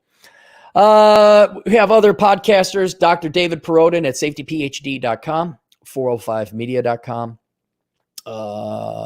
Pushing Rubber Downhill, go to pushingrubberdownhill.com for the blog, the podcast, and the book. Pushing Rubber Downhill, the book, is one of the mandatory books you have to read. There's The Way of Men. There's The Rational Male by Rollo Tomassi and his other books. There's Mind Bachelor Economics. I will not be too humbled to announce that one. But then Pushing Rubber Downhill, it's the hero's journey. You must read that book.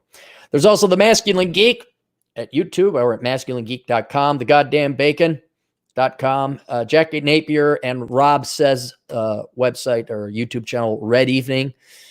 You also have the blackbrigade.org with DT. He also has a YouTube channel. Search the Black Brigade podcast.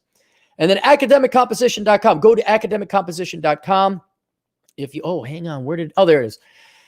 If you want someone to write your papers for you this upcoming totally online academic year, I don't know how your professors are going to prove you didn't write these pages or these papers. Matter of fact, most of your professors and adjuncts and TAs probably had someone else pay their, especially the liberal arts majors. They didn't write that shit. They want their money. I mean, come on. Have we not figured out that college is a scam unless you STEM? So if you don't have time to write your worthless freaking liberal arts papers, go to academiccomposition.com and have Alex's crack team of writing staff write the papers for you. He is also always hiring advertisers and writers. They're not fun jobs, but you can do them from home. And so if you're hard up for cash, you could do it there. academiccomposition.com. Tell them Cappy sent you. Non-communist-science-fiction.com. If you like science fiction, but you don't want the sanctimonious, fucking liberal, Marxist art, replicator economics behind it, go to non-communist-science-fiction.com and pick up a book by Michael Kingswood, one of his many, many, many books. The guy is a prolific writer. We also have Bunker Basics. Go to bunkerbasics.com with Bunker Bob. He will teach you everything you need to know about survival and prepping, which is kind of important now. Pretty important you do that. I just went to the gun range with my buddy. Oh, dude, he's like this gun nut, and he's got these tricked out guns. I fired a .458 SOCOM. The bullet is about that big. And a .308 semi-automatic rifle. And the recoil on these things was nuts. But he had it zeroed in, man. I had a pattern this big at about 50 meters. It was beautiful. And so now I'm like, okay, I got the AR-15. But, you get hit with a 223 round and the arms still keep coming. With a .458 or a .308, you've lost an appendage. And so I'm thinking like, maybe he's got the range on that. I'm thinking like maybe I'll just upgrade to that a little bit. But I got elbow pads and knee pads. I already had armor, and I need a train. That's the other thing I need. And on top of all this shit, top of fucking Streamlabs. Oh, you see? Oh, you gotta go to the website for that. You see? Oh no, it's not intuitive. It's like on top of all this shit, I got to train. I got to go out. I got to run. Got to learn to shoot, roll, move. It's not you just go to the gun range, guys. It's not that. You got to learn how to clean your gun, not clean it, clear it, shoot it, roll with it, not get dirt in the barrel. Oh God. Oh, and then you got to go make sure you have property overseas. All this shit. And hey, you know what? I guess we're going to go watch Netflix, huh? Did you watch the Game of Thrones and Orange is the New Black? Did we watch that? Hey, what about The Mandalorian? I did watch that, though. So check out bunkerbasics.com with Bunker Bob. The Science of Mastering Women with Linda Gross. That's a book. I'm going to put the link to that. If you are interested in getting the girls, and I know it's not just as simple as hit the gym, lift weights, and be tall, though it can be. Linda, she's a psychologist, like a real one, doctorate, and she did a lot of research, a lot of numbers. So this is like where you're seeking alpha. She has put together all the statistics and data, that things that you could do that will statistically increase your chances. It's definitely worth getting the book because it's going to save you way more time and money if you do these things. It's not going to guarantee. You still need to be a good-looking guy. You still need to be tall. You still need to be ripped. And you still need to have 6 figs or convince the woman that you do have 6 figs. All right. So the work is still there, but these are just like, they give you an edge. So if you want an edge, get that. The Science of Mastering Women with Linda Gross. Linda also has a podcast. You could just search Linda Gross. Actually, you know what? I'll look it up here and I'll just provide the Linda Gross. She has some of you guys tune into her. Oh, there she is. The Men's Advocate. There we go.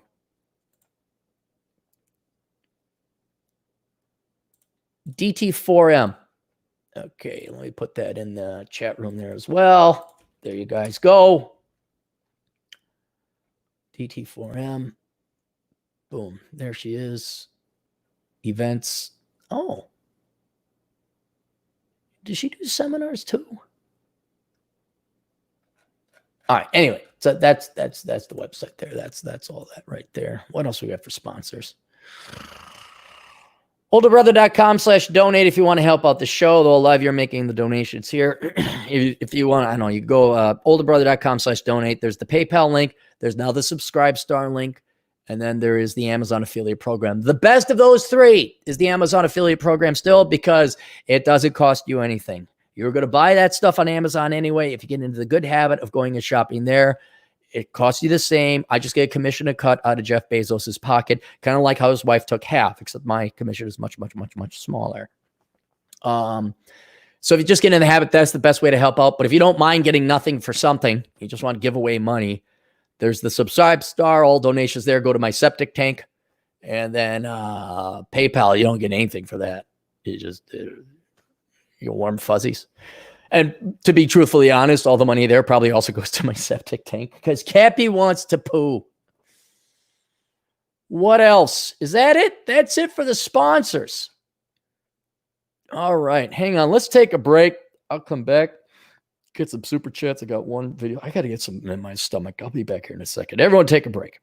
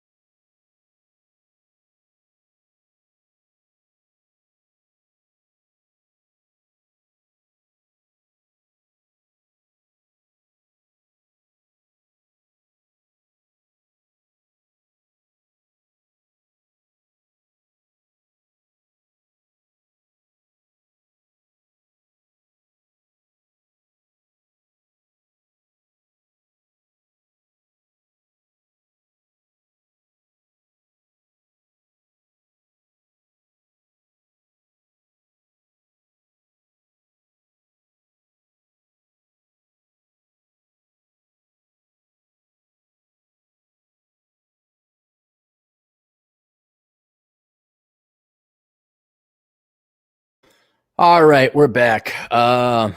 Joe Jones for $4.99. The Amazing Atheist will buy that issue of Sports Illustrated. Happy birthday, Chad. Whatever happened to the Amazing Atheist? I looked into the Amazing Atheist. He's on Twitter. Is he doing anything nowadays? 104,000 subscribers. July 2nd. All right, he's still there. He's still there. God, look at that. There's that many of you psychopaths. 104,000. You guys will subscribe to that guy. So I hope he's making a killer coin. Yeah. Subscribers, 1 million. Well, good for him. Good for him. I mean, I guess there's that many losers out there that if you want to be a fat, overweight douchebag with mental illness and brag about it, we're on the team together. Oh. Hey, it's a perfect example of Operation Evil. It makes more money than me. Let's be honest. Classic Baseman, $5.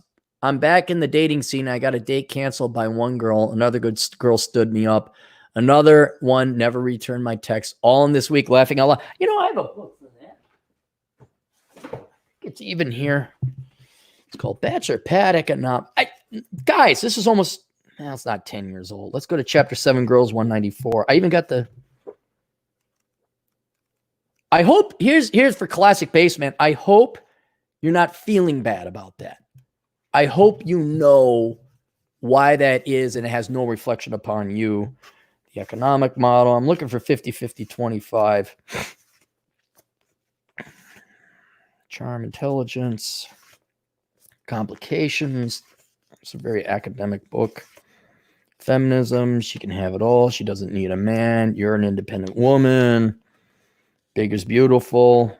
Look how far Cappy was ahead of his time when you're all victimized. I'm looking for this.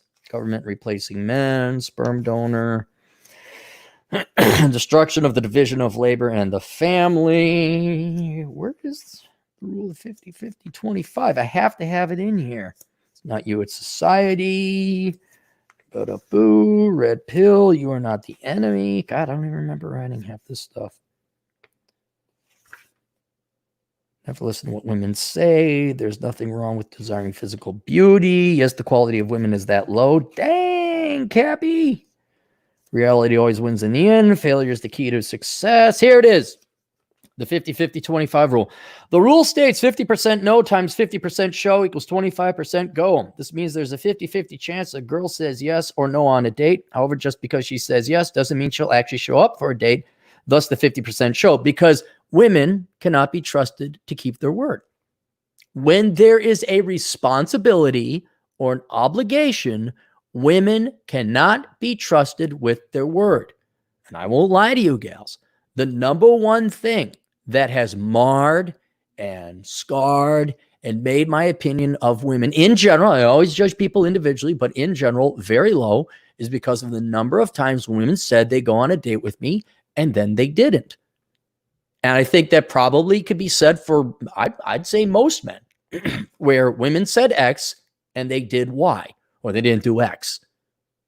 And so it just, and you can't rationalize that out of a man's, that's what their core is. That's how they grew up. And it also happened probably when their brain was still developing up until the age of 25. So it's part of the core. So when a girl, you just don't know. Terribly sorry. It's not going to happen. Therefore, you only stand a 25% chance of actually going on a date at any given time. Empirically, however, it's more like 30% no times 30% show, resulting in a real world rate, show rate of 21. Because most will say yes because they don't want to hurt your feelings. Because again, anything to avoid pain, anything to avoid responsibility, discomfort, or pain, anything to avoid being something that's hard. Regardless, the moral of this lesson is with a 70% flake rate, never expect a girl to follow through on her word. You will waste valuable buddy time, drinking time, and video game time, setting aside a Friday night for a date only to have 70% of them bail in the last minute. Matter of fact, you should bank on the fact that girls will flake, relegating dates to a plan B. Yep. I even remember many times being called, well, not many, several times being called at work saying, escort Charlie here. Because I sounded like that when I was 19. Amy called. Can you give us a call at dispatch? All right. We all sounded like the guy from, this will be a reach. Let's see how many of you guys get this one. Stalag 17, the mail call guy, where you come in. All right, Charlie, Franklin, Shapiro, Kratowski, Lazowski, Shapiro. All right, Eddie's. No one, unless you're old, are going to get that one.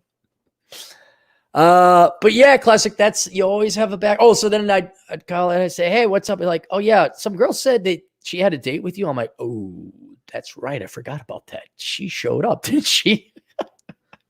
Now we're the ones standing your girls with, well, you all want to be treated equal, ladies, huh?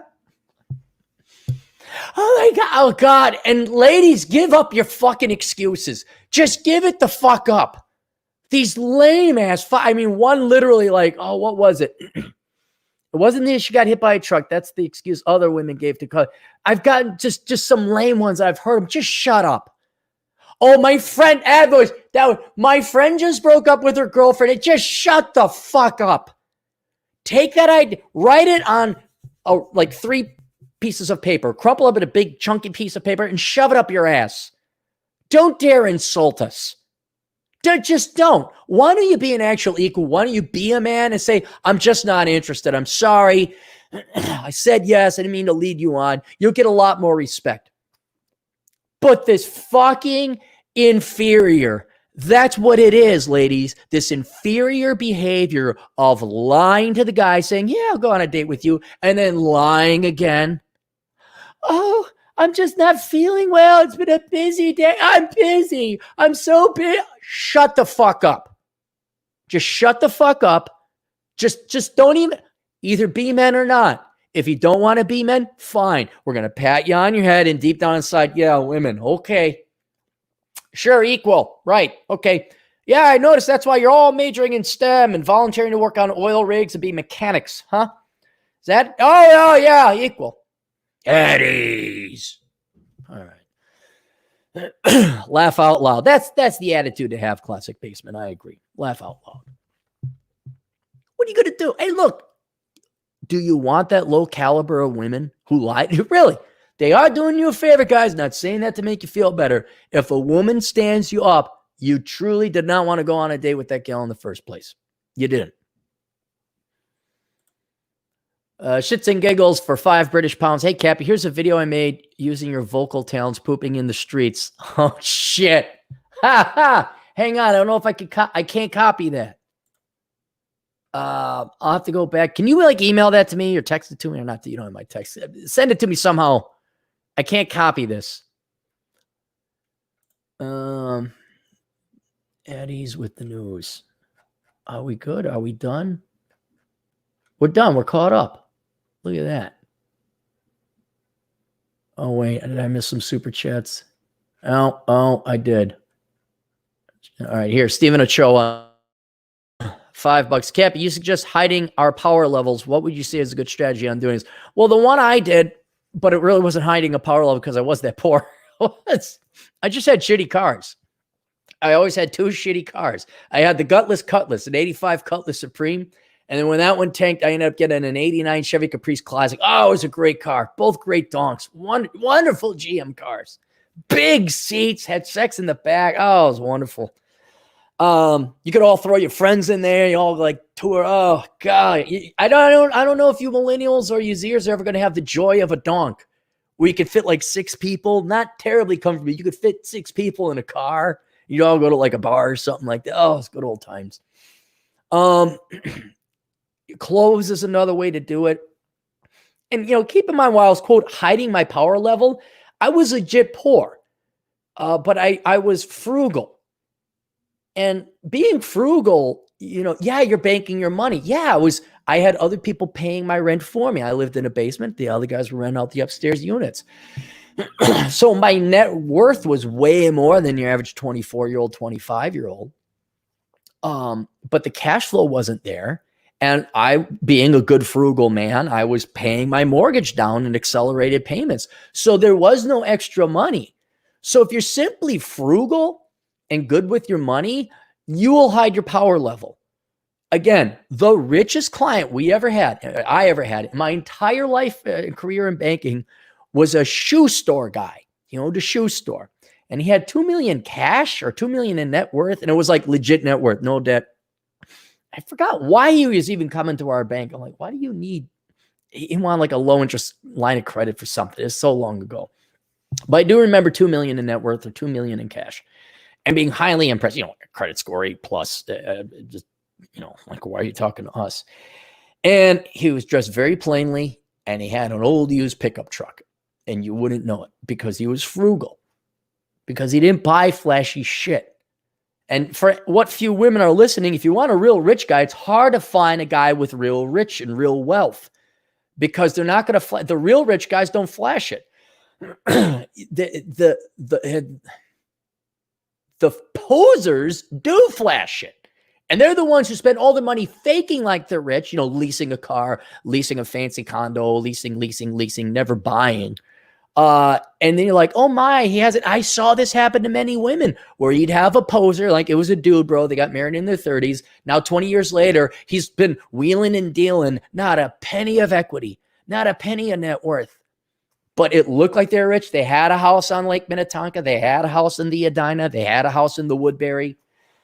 They all went shopping at the Kowalskis. Everything's the. When you're rich, everything's the. You go to the Carlson School of Management. You go to the Woodbury.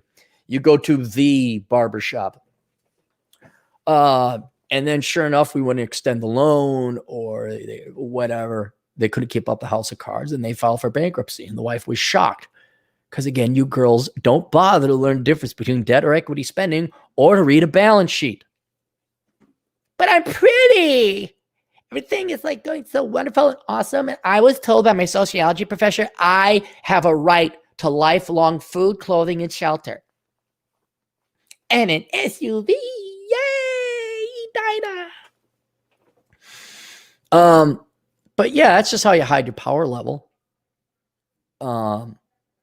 And especially when you're young, it's not even going to really, girls aren't looking to get married when they're younger. They want to go out and party.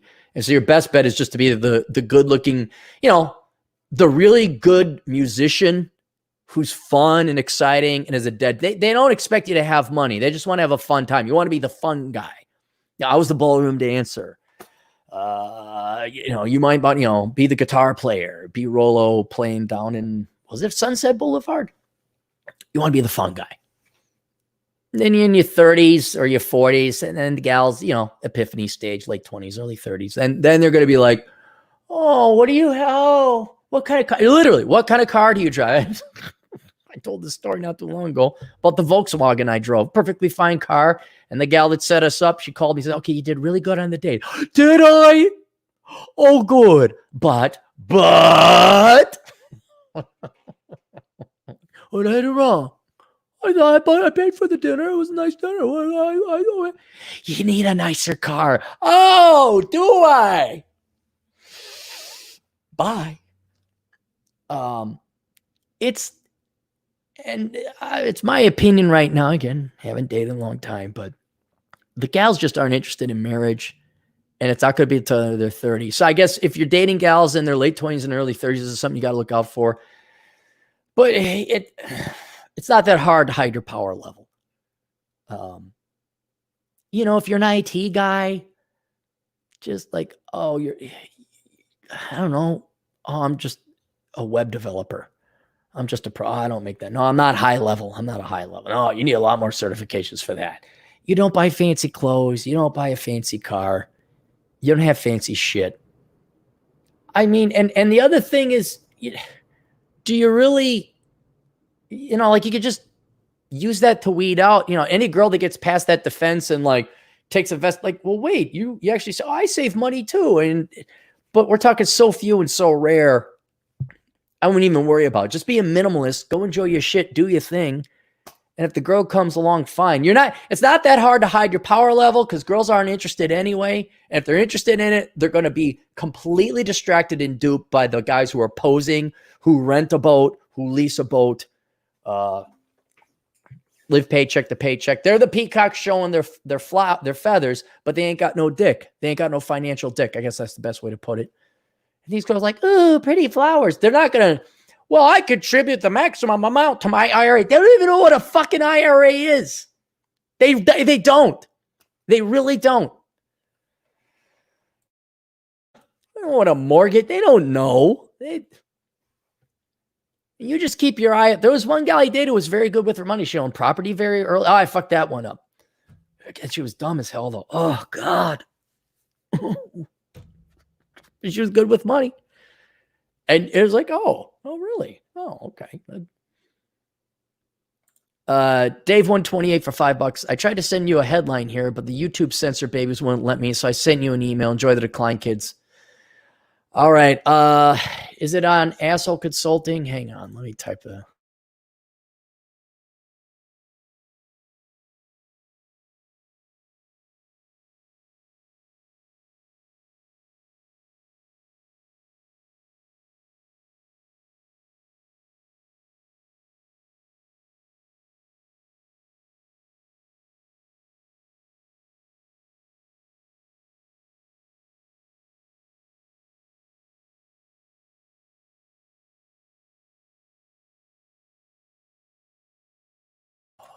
Okay, let's see if it's here. Oh, I see. We're going to take forever to load up, huh, Microsoft?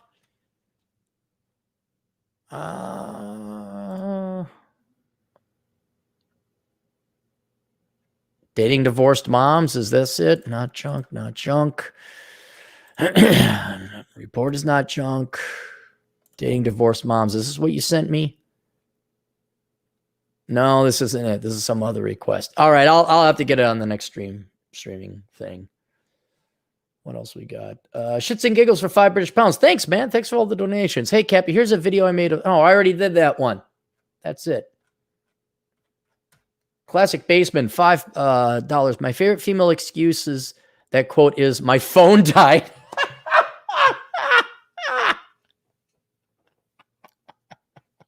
Guys, throw in the excuses girls gave you. I want to see it in the chat room. I want to see the dumbass fucking excuses they give you. My phone died. Oh, God. See, the women don't realize like the extent men will go to like get the girls. So we know what's possible. We know what's in your jurisdiction and domain, you know, what's within your power to do. Also, we've had women occasionally chase us where they just call us up and then things like they really like us.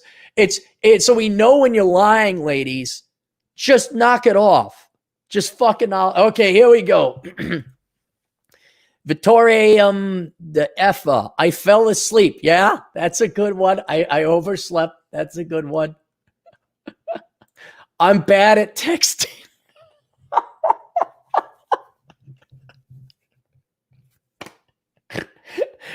Hey, ladies, you want to come defend yourself, huh? My phone contacts were wiped out. Only reason I'm reading them, I know you guys could see them. I got it for the audio listeners, people on the MP3. My car broke down. Sorry, I've just had a long day. Oh, fuck you, girls. They're so dumb. They're so stupid. I have to babysit. I started my period. Whoa. Oh, I'm sick. I'm socially awkward. My girlfriend had an emergency. Oh, yes, the always available girlfriend had an emergency, and she really needs me right now. Hey, here's one, Johnny 5. I don't have a mask. That's the new one. Yeah, because you can't just take a piece of, oh, God. It's so bad. Men, you shouldn't even accept it. You should just say, the response is, oh, go fuck off. That should be, and you ghost them. You guys are like, oh, okay. You keep, now the simps will keep, oh, maybe about next week. Maybe about tomorrow. No. You tell them, fuck off. Men's equals don't lie. Or some, you know what separates men from women? Men don't lie. Juan, I don't get excuses because I don't ask. Kick them to the curb. Ben S. I remember the first girl I ever asked out in high school told me, ew, get away from me until Took until college to stop giving a care. Hey, Ben, the fact that you figured out it in college is amazing. That's amazing. Mike Law, I forgot to respond. For $5, heavy water. Tread says dating is dumb. Go to the bar and get some strange. Is that a thing anymore? I go to the occasional bar. I don't see a lot of stuff. Black man answers the phone and says she's busy. The acolyte of Aaron Clarey. I don't want to ruin our friendship by taking it to the next level. Then there is no friendship. Jack Napier. Oh my God. Hey, Jack, you want to come on? Let me get you on here real quick. I'm going to send you the link. Because I do want to talk to you about this. And I don't want to use your picture, though the picture was germane. Where's Jack? TJ. Troy. Where's Jack? Here you are, Jack. Get on here, Jack. I gotta pick your brain about something. Josh having a mental breakdown. I work 8 a.m. to 10 p.m. Said no woman ever. The only gal I know that does that is Jessie Price, and a dispatch gal that I know whose parents gave her up for adoption and adopted me in her stead. Fanny Perry, Indian girls. My parents won't agree. Oh, yeah. I bet you, yeah, the East Indian guys, you always got that. Oh, my parents. Oh, the always available parents. My husband came home. There you go. All right, I'm proud of you, Vittori. Tacticus Kilgore, I forgot to hit send. How retarded are you, girl? Like, literally, ladies, you got to ask this question, okay? If you're going to give these types of excuses, what do you think men's opinion of women is going to be? Like, you are totally helpless. Dogs are more easily trained and more responsible than this. And if you say, well, we just don't want to hear, don't hurt the feelings. Forget that has nothing to do with it. If you're going to put this out into the real world and these are your excuses you're going to give, what are men supposed to conclude? My grandma died. Always the convenient death. Hey, Jack, how are you? You summoned me? What time is it? Is almost Betty Bye time out there for you? No. It's 6:15 p.m. Okay. All right. Yeah. I sent you an email or a text asking you what % of a flake rate you got. And that was not for shits and giggles or an unreasoned question. I had a purpose behind it. Why don't you tell the listening audience what your response rate is or flake rate? Okay, and I'll be honest about this. When it comes to the straight down to I know why you're here, it's okay. But when you actually want to take them out for coffee or whatever, it's around 90%. 90%. So they said yes, but then 90% failed to show up. Yeah. Okay. And when it comes to the late night matches and they respond immediately, that's almost like 100% guaranteed. But when you, again, actually wanting the courtship, like taking you out, get to know you, oh my God, man, that's not there. That's not there. What if you combine the two? I mean, what's your overall? I know they're distinctly two substrata of types, but I'm kind of curious what the overall is. Overall? Then I'd say, it's, man, I don't know. I really don't know because the late night matches is around 100%. Like when they are down, they're down. But you need to strike when the iron's hot. But when you plan ahead, things like that. So in general, I have a 50, maybe 60% success rate. Success. All right. Is that recent or is this going back in the day? I mean, what is that lifetime? No. That was the past year. Okay. Give me a lifetime average then, because I know a year is. Christ.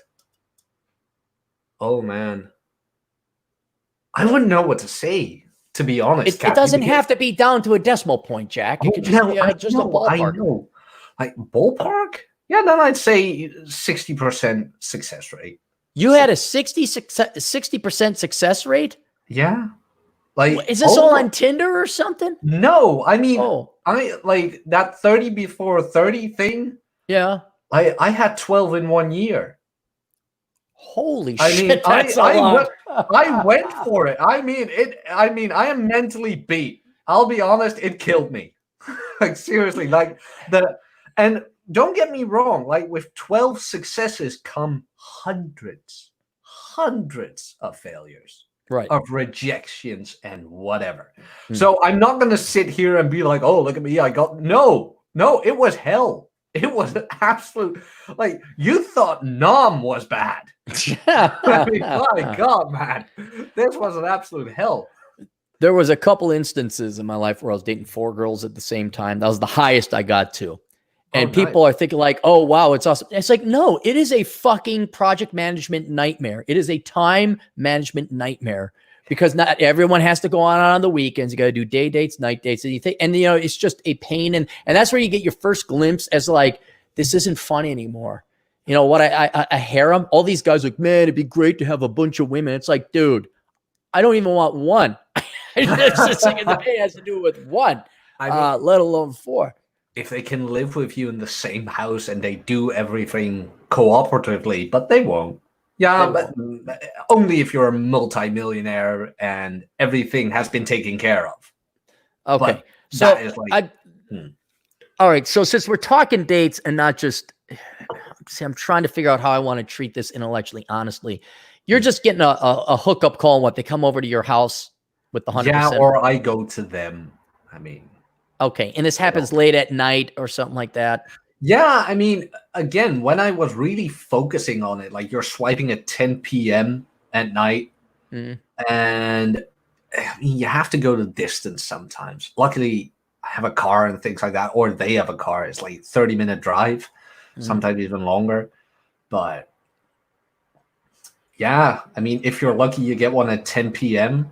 And Watson will agree with this. He says it's Sunday that was his lucky day. When you get a match on Sunday, it's like, yeah, they're drunk in bed and they want something. All right. But how can I put it? Because I hate to give you a compliment. Because it just hurts. Where do you want to begin? The bright blue eyes, the nice hair? No. When you posted that picture of your physical working out, you have a 6-pack.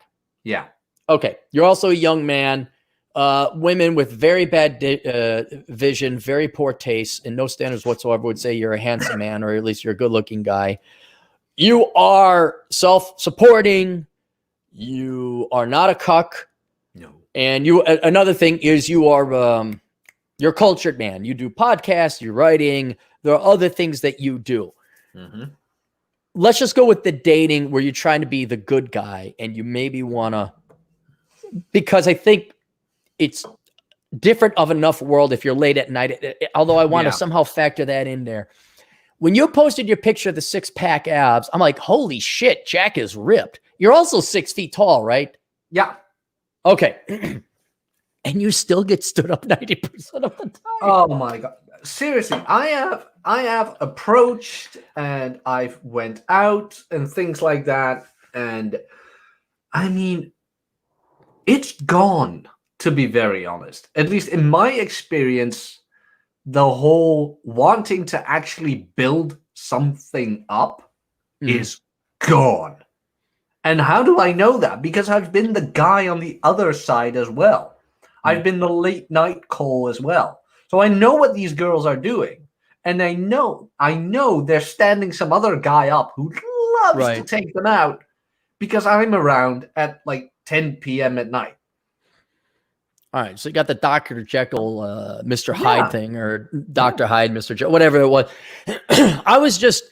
I'm glad you came on because I wanted to point out to everyone that's listening, especially the younger guys out there, because I had a kid say that he figured out that it doesn't matter if he got rejected in college. I'm like, wow, that's an advancement. You know, like most guys don't figure that out ever in their lives, so we are making some progress. But I wanted to use you as an example. Guys, here's a guy, I mean, he's no me.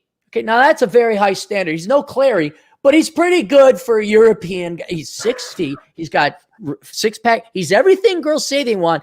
90% fucking failure rate when you want to go on a legitimate actual date and court the girls. Yeah. Like I met, like, when was this? Was this last year? Yeah, probably last year. Met a very cute girl, had a great dog. And the dog was on my side, by the way. I was like, the dog immediately approached me. I'm like, you're a good boy, man. You got it. And cute girl, everything, got the number, you name it. I can't meet right now because, and I'm like, seriously, I mean, and this is something I wanted to discuss with you. And that is, I mean, you just named the whole list. You named the whole list, like the length, ripped, you name it. But what does a guy get in return when he puts in the work? Nothing. You get nothing. They have, the debt is the number one thing for me. The debt. And I'm not kidding. Like the girls that you meet by that, and then you ask them like, what do you study? And then it comes like English or literature, philosophy. And they're not terribly philosophical or deep. No. I've read Harry Potter. I'm like, oh God. And the IT girl I told you about, who was a programmer. And you even said, like, Jack, there's something. There is something. There's always something. That's not a brave gamble on my part. There's always something. There's always a catch. That's not, okay. But what was it? The leg was covered in tattoos. Oh. And, I mean, you come over, you do the thing. And what I do these days, it used to be like, you're not a gentleman if you don't text back anymore. Blah, blah, blah. Well, I found that when girls are really interested in you, they'll text you, and usually within a day. Yeah. These days, they really don't care anymore because they've got 5 guys like me on their phone. That's the new variable that it's like, you ever study physics? I but you understand, you understand gravity, right? If there's a body of mass that's pulling on, like Jupiter is very beyond the sun. Jupiter is very key to the average middle-aged white woman has all her cats surrounding her because of the gravitation. Right. But the social media and the texting and the phones and all that is like this huge planet that just entered our solar system, is completely changing the dynamics. And I keep forgetting to account for that in my calculations. But yeah, I mean, we just went through all the standard excuses guys got. And now maybe it is that they can get so much digital and synthetic attention online that even you, 6 feet, ripped abs, 30, interesting, blah, blah, blah, you're still getting stood up 90% of the time. And to get to your previous question, you're like, why am I putting all this investment in? I don't know. I don't know. In them. Because even if the average girl, you get her out on a date, you get into a relationship, yada, yada, yada, yada. Then you have to account for 3 factors. 1 being the debt, the student loans. 2 being knowing that she's probably has been on online dating. So, well, you can figure that out. What? She slept with a bunch of guys, or she just got a bunch of attention? Times 12. Sure. And then you have to wonder, because, well, millennial and Gen Z girls, you're not just dating her, you're dating her family as well. Which, in the relationships I have had, was a giant factor for me. Really? Yeah. Yeah. Okay, go on. I'm kind of curious why, because I've never had problems with family members of the girls I'm dating. I'll tell you why, but I'm kind of curious because maybe other people have this problem. Well, I mean, you know about like what happened to me. And yes, I do. And I always said to myself, I will never allow that to happen again. Be it grandparents, her parents, you name it.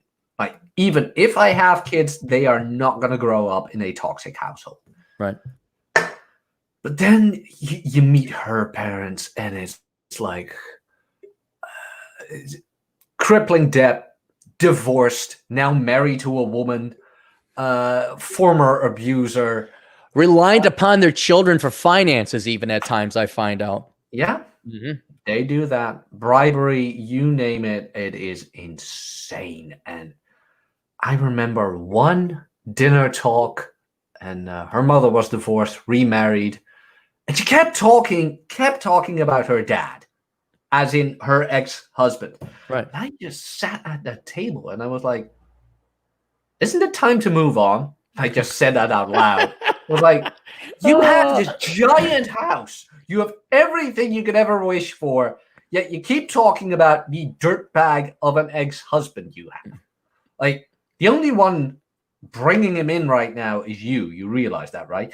Yeah, but it takes emotional communication to get over it. I'm like, it's been 10 years. What the hell have you people been doing? But nothing. And then I just started realizing, because that was the thing with the main plate. Like, she started bashing her parents, blah, blah, blah. And she's like, I want you to meet my parents. I'm like, I'm not gonna. Like, there you go. Okay. Why not? Because you've been trash talking them ever since I met you. So why should I waste my precious time meeting people I probably won't like, who I don't care about what they think of me? Right. And you nailed it on the head. I've always made it very clear, any girl that I was dating seriously, like, oh, my parents said something. I'm like, well, I guess that's too bad for them. Well, yeah. I'm like, hey, I don't care about your parents. I don't even really care about my parents. I care about my parents, but they're my parents. They're not your problem. I've never understood this. Well, you're marrying into the family. The fuck I am. I'm marrying you. I'm committing to you, and we are going to form our own family. And we're not going to do the Minnesota thing where Titsy Magoo marries Bobby McBobby. They move out to a great place like Phoenix or Vegas or Florida. And then what does every Minnesota wife do to their husband? They escape Minnesota. What do they want to do when the kids are like 5 to 10? No idea. I miss my parents. I want to go back to Minnesota because they got good schools. And what does every Minnesota man do? Agrees. Okay, happy wife. And then and I have made it very clear, because consciously or not, or legitimately because their parents or their family is that involved, the women will say, but my parents, no. And I've made it very clear. We are not your parents. Your parents don't exist. You can go. Am I a Nazi? Do I say my girls can't visit their parents? No. They can visit, but they're not coming to me. Go visit. By all means, go. There's a plane. There's a train. Go visit your parents. Spend a month with them. Go. I'm not going. And now, if I like your parents, yeah, they're cool people and they treat you with respect. Yeah, I'll go hang out with your parents. There's some cool parents. But for the most part, it's not that they're bad people. They're just dreadfully boring and standard boomer shit. We're like, oh, we got to keep working. We don't have the money. Da, da, da. And usually some fucked up shit where, like, what I really hate, I've seen this more often than not, is where the parents will take advantage of my girlfriend. That's happened several times with several girls where I'm like, yeah, I'm not here. Come for Christmas. No, I'm not. No. They treat you like shit. They don't talk to me. On top of it, if they did, it's boring shit and it's common crap. I'm not dating them. I'm dating you. Mm-hmm. And we are a completely separate thing. And we are going to do what we want because we are the ultimate determiners of our fate. But yeah, man, there's a lot of gals. Yeah, you're right. I never thought that's another big gravitational orb. Mm-hmm. That's so in at least Holland or Netherlands or Belgium or whatever country it is that you're there, where Germans stop first on the way to France as they steal your bicycles. The finances, because they have debt. Yep. The digital attention, social media. Yep. The parents, and that is all in more than one way resulted in just a horrific flake rate, an unacceptable flake rate. And there's one more factor, again, like, not that guys are gonna fill this in for themselves. I didn't bang 9s and 10s only. It's not. I mean, they weren't. Yeah, no, you can't. Yeah, no. I mean, they weren't the most dreadful, but like some guys would say maybe even some guys would say they're 4s. I would say at least a 6. Sometimes, yeah. 7. There was one fat chick I did. Well, she raped me technically by today's standards. No, I was drunk. I was tired. I couldn't drive. No, you know what? Because I'm a man. and it was consensual, and I'm not going to be a dick about it because I don't. Because you know why I don't have to falsely accuse someone of rape, Jack? Because you don't have a boring life. I have a shit life. to do. I have shit to do, and you know what? I'm a good moral person. That's what. But anyway, yeah, we've all had our 4s and 5s, so that's it. But continue on. I'm sorry. And who cares anyway? But there was one thing that I just noticed, and with all the relationships I had, and you know this, like a woman is a copy of the most dominant man she has in her life. She resembles him the most. But when I met most of these girls, their diet and fitness is horrible. Like they're not fat, but they're on their way to. They're young. That's all they got is their youth. That's going to end very quickly. Female metabolism at like 21 is not fair. That's just like, well, how the hell do you do this? I ever tell you about the gal that came up to me? I was at a grocery store and I'm checking out. And she's like, hi, Aaron. I'm like, oh, hey. And this was in a town I taught dance classes. And I'm like, oh, hi. And she's like, you don't remember me, do you? I'm like, and I thought, must be a dance student. I say, oh, you were a dance student? She's like, no. And I'm like, now I'm reaching because it's a woman. So she probably didn't tune into my podcast. And I'm like, were you a finance student of mine? She's like, no, economics student. She's like, no. I'm like, she's like, Aaron, we dated for like 3 months. I'm like, and I could to this day, I don't know who she is. I'm like, and I said, when? She says, oh, like 20 years ago. I'm like, yeah, I don't remember. And I'm like, and this was an overweight, not terribly overweight, but this was an overweight aged woman. She was probably my age, obviously. And I could not place her. I just couldn't. I got the face right in front of me. You think 3 months, I presume we had sex. And I'm like, oh, well, yeah, that was quite some time ago. I can't remember. And then she's like, oh, well, it was good to see you again. I'm like, yeah, good seeing you too. And I couldn't say again because I didn't remember. I haven't gotten to that part yet. Maybe when you get older, you'll give it 10 years. Yeah. I mean, I don't have Facebook and all those things, and I deleted my personal Instagram, and I'm like, maybe one day I'll get it back and I'll look at people, but for the most part, I'm like, nah, I'm not gonna bother. Well, anyway, I just wanted to get you on here to show the testimony. Because again, could you make more money? Sure. Could you have a fancy car? Fine. Could you have a fancy? But at the age of 30, you're about as good as they come, and you still get a 90% rejection rate from the gals. I just wanted the guys to understand that.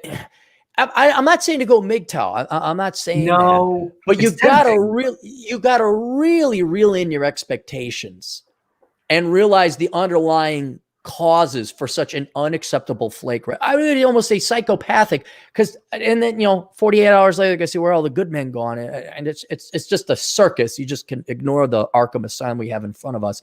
But to understand alternative attention, substitute synthetic attention online, the finances, which you wouldn't really want to date them anyway. I guess we could. I don't know how the family thing throws into it, but maybe their parents. But there's also just the mentality. I don't know what they're thinking. They're probably being brainwashed with something wrong at minimum to think like there's no time, there's no commitment, there's no cost. Like this is going to go on forever. But they're so they're so clueless. Like it's almost why are you going through the motions of saying yes to a date, and then why are you even bother? Like, look, if 10% of you are going to show up, just give it all up anyway. None of you just say, just go online and have romances for the rest of your life. Why even bother with this? What is really now nothing more than a facade with an accidental date that actually manifests itself in the real world. That's the accident. That's the outlier. I mean, treating dating now, you almost have like, this is a facade. This is an outdated custom. This is like your gallbladder. It no longer serves any function, especially given the time and investment cost of men. You have to realize that as soon as you make that date, she already has 3 other guys lined up on her phone. Right. So, and I haven't been able to pinpoint it yet. I mean, you've, and kudos, by the way, and thank you very much for reading the entire atrocity that is my writing when it comes to spelling. That was horrible. I know. Forget the spelling. You had no organization. You didn't know where you were going. And I'm like, dude, you need to organize this shit and put it into, and use subtitles. to organize each thought. Yes. Yeah. I still appreciate the feedback. But the only thing I could come up with as a good motivation for their behavior is just the abundance of choice. There is an enormous abundance of choice and constant hit of dopamine, whether it be Instagram, Facebook, Snapchat, name a couple of the other ones. They're all their online dating accounts. I mean, I've had 3 apps and I've met the same girl 3 times on there. So they have them all, you name it. And I know they have them all, but mine is more of not even a question of principles and ethics, although it certainly is. You shouldn't commit to 2 guys at the same time on the, because you're double booking and one's going to be let down. Mine's more one of reality. Like, okay, Jack, let's say I say, I'm going to go run for an hour. Can I play chess during that hour? No, it's like a logic. It's like you said you're going to meet this guy at this time on this day. But you said that to 3 other guys. How do you think this is going to end? It's like these people who, I'm going to spend more money than I make. How do you think it's going to get? I'm going to smoke cigarettes until I get cancer. How do you think it's going to end? You literally put yourself in an impossible situation where there's going to be at least an uncomfortable situation and hurt nothing. You are guaranteed now to create a situation that is bad. You have sent bad juju into the real world now because you don't have the intelligence. Like you're scheduling a job interview and a swim meet at the same time. Nothing good is going to come of that. Worse, now you have influenced men's opinion of women because they keep fucking doing it. Yeah, well, again, the only motivation I could think of, plus all of the, all of the consequences for most girls are gone. What I mean by that, again, coming back to the options, when one falls, there's another guy there. I mean, the simping rate is insane. I mean, the 86-year-old with an OnlyFans, I mean, really, people, have we gone so far? 86-year-old woman? My bad, 68. Okay. Which is still bad, by the way. Yeah. I mean, let's not. Hey, at least that boomer's got some money. All right, Let's hope she has, because, again, and you taught me this one, so here's it right back at you. Right. Even if the girls make so much money, will it, in the end, really matter? Nope. No. They will throw it all away. They will piss it all away. They will end as miserable at 50 as they would have if they not had an OnlyFans account. Because no, I just what I want to point out to the guys is you're never going to get rid of your desire to chase the girls, but do not feel bad if you get a rejection at all. No. It almost has no bearing on you, and you do your best. You become somebody like Jack, or if you really put your effort into it, you become a much sexier, better looking, richer, hotter version like me. And you're still going to get shot down. You cannot take this personally. It should not lessen your life. All it should do is lower your expectations and manage your expectations. Because it's insane. Because I'm like, Jack got a 90% rejection rate. It's like you literally can't, not that we didn't know this, but now it's like, oh, I hope it makes the connection. Don't listen to a word women say about anything that comes to dating none. Do not listen to a single fucking word because it has no bearing in the real world. And I mean, if anything, just really what's Rollo say? You got to focus on your origin or originate on your focus. Oh, mental point of origin. Oh, the mental point of, yes. Okay. Focus on your onus. There you go. You go focus on your onus. Put that on a, put that on a shirt. No, but I mean, again, like when you really want to take them out on a date, then the flake rate is insane. Right. But again, with the whole, like you're on a dating app late at night, and then the real motivation of women comes out. Maybe that's what guys got to do is change their tactic for that. Yeah. It's so sad. You're looking for a relationship, but all you can get is that dirty, hoary sex. I mean, it's prostitution without needing to pay for it. That's what it really is. I mean, you never paid for it? You never paid for it? In time. What about when she's still there in the morning? They do that? What, do they leave? If you're lucky, because usually it's like, go home. No, we're not having eggs. Get out of here. No, they leave or I leave. I mean, good. Okay, well, you got. Don't worry, you'll get yours in the end. There's gonna be justice. There's gonna be something. I just know it. But again, don't get me wrong. Like, there are so many guys who are out there who are like, I just want to have a girlfriend. And I hate saying this, and I really imagine me not saying this anymore, but you know what? I agree with you. It's not on the menu. Not on the menu.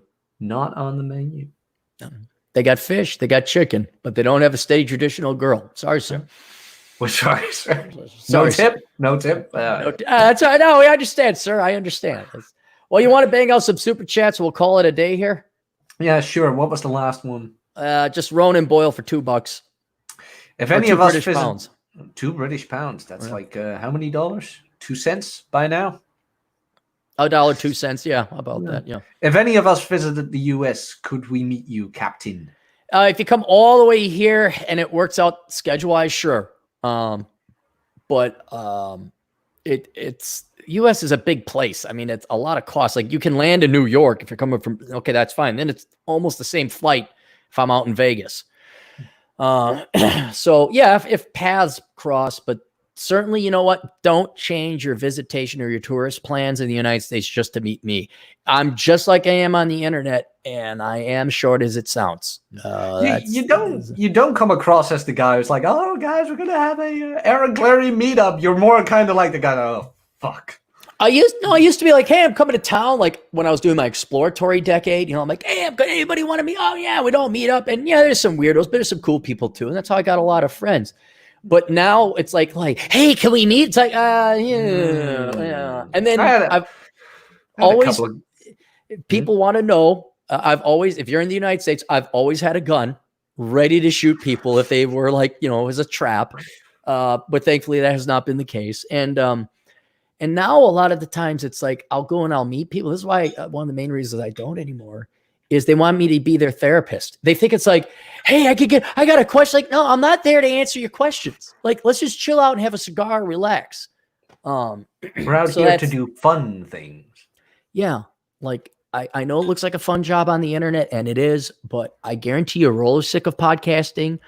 Like, if I ever hang out with Rollo, Rich Cooper, or those guys, we're not going to talk about you. If it doesn't flake on me, which is higher, my flake rate or Rollo's flake rate on you? Oh, Rollo's flake rate on me is 100%. I mean, it's infinite. I mean, I don't even know if the man exists. He could be a very, very well-crafted AI. You never know. But in theory, he exists. I think so. In theory. In our hearts, he exists. Yeah. So yeah, if you're here and you come overseas, yeah, I'll probably give some people who fly all the way over and want to, but I think there's cooler things in the United States, like the Grand Canyon or, the Statue of Liberty or other stuff. I am not an attraction. Ronan Boyle again for £2. How many years would you work nights if you are Gen Z? Well, it depends on how much debt you got.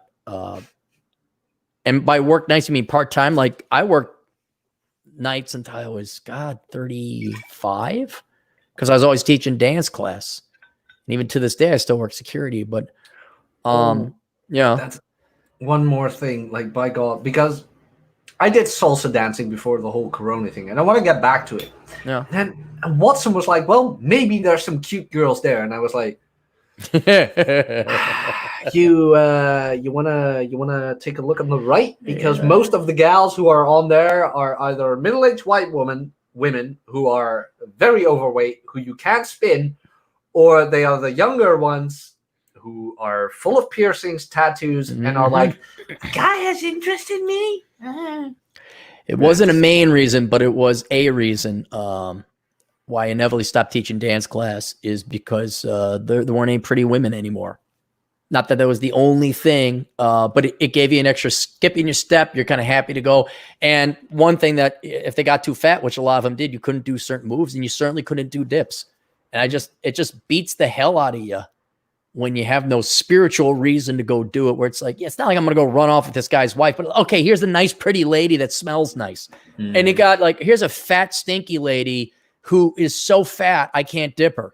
And of course, they don't have a dance partner. So, anyway, to get back to Ronan's question, I'd work until your debts are gone. That's what you do. And then you can stop working evenings. Ronan Boyle for $2. I hate this line. I'll let you know when I'm free. Yeah, just keep me posted. If anyone comes from overseas, I mean, I'll try and meet you. Yeah, especially if you're nearby. I do that. Nonstop Dre for $2. What is this dating you speak of? 60 is the new 30. Yeah, I'm going to go date myself a boomer lady. You know what?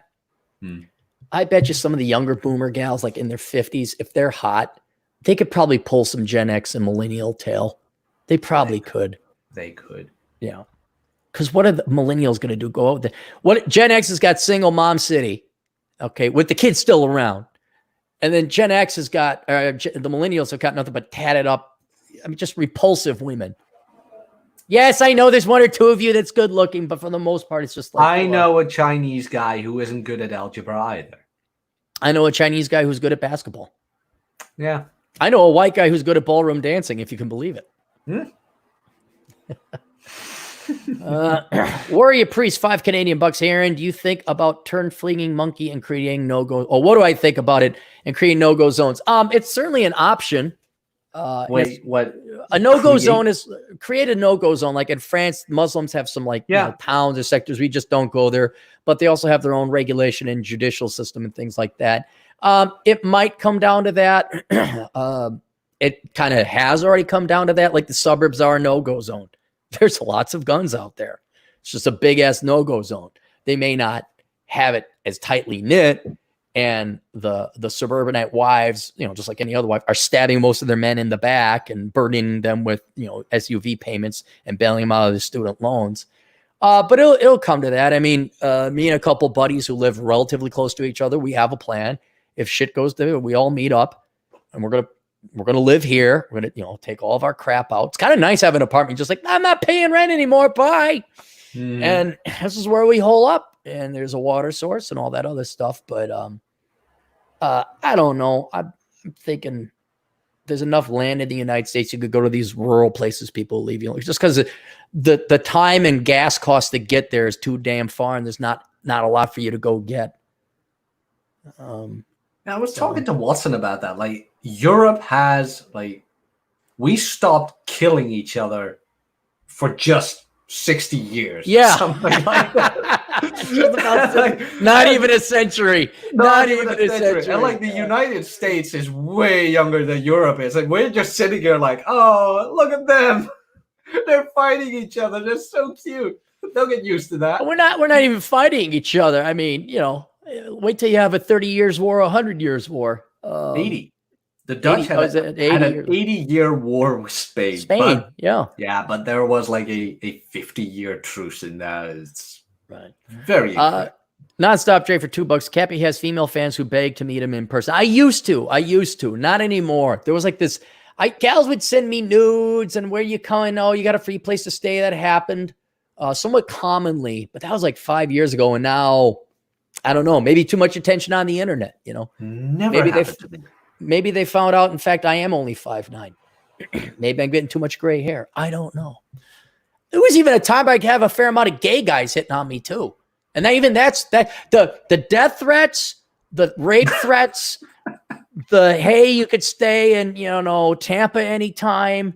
And then the dick pics all vanished. It's like, doesn't anybody love me anymore? What's going on? What happened? I used to be loved. Ronan Boyle for £2 worked 50 hours this week, night times including overtime. Good. Yeah, as long as you pay. Look, as long as you can work on your shit, go do it and get out of debt. That's why you should work security or nighttime shift. Vittoria Diefa, €2. Dating got worse since 2015. Dude, you could take any date from 1964 on, and it's just gotten worse every year. That's kind of shocking, isn't it? Shocking. But I mean, you resonate with me, and there's like 20 years between us. 15 years between us. Yeah. Like everything you experienced in like the 80s and 90s has like the intensity of that has like quadrupled. Yeah, they just turned up the volume. So your flake rate is higher. The quality of both men and women has gone dramatically down. There can be some statements made for men, which it's true. Everyone's getting fatter. Everyone's getting fatter. Yeah, that's the factor that bugs me. What, the men are getting fatter? Well, you have to take that into the equation, because when you take the female flake rate, and as you mentioned, you and I like perfect specimens, Adonises of man. That's why I called you in. I just it's irrelevant whether you're fat or not, right? Yeah, like we have blessed the earth with our presence, and I'm like, who the hell are you flaking with on me? Because when I look around, there are not much of us out there, and I'm like, what? Where do you get them, dude? Send them to me. Like, I'd love to make new friends. Would you like me to tell you a story about Wyoming? I'd love to hear. Okay, and then we're gonna get to nonstop Dre. Then I gotta get going because I gotta clock out here at noon. So I'm hiking with my buddy Dirty Harriet, and in Wyoming, you're allowed to hike on other people's property if they post a sign. It's okay, and anyway, so we're going up to this mountain. We had to hike through a cow field. So there's a bunch of cows. They're like, well, look out for the bull. Make sure we don't find the bull. I don't think there's a bull here. I'm like, is this going to be like the movies where a bull? So then she proceeds to tell me that she's like, well, yeah, there's usually one bull in with a herd or a range of cattle. And his job is just to go and have sex and inseminate them all. I'm like, what?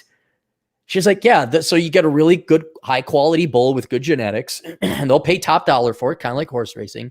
And the bull's job, they release him into a pen, 10,000 acre area, and he's just to go and have sex with all the cows. Sounds horrible.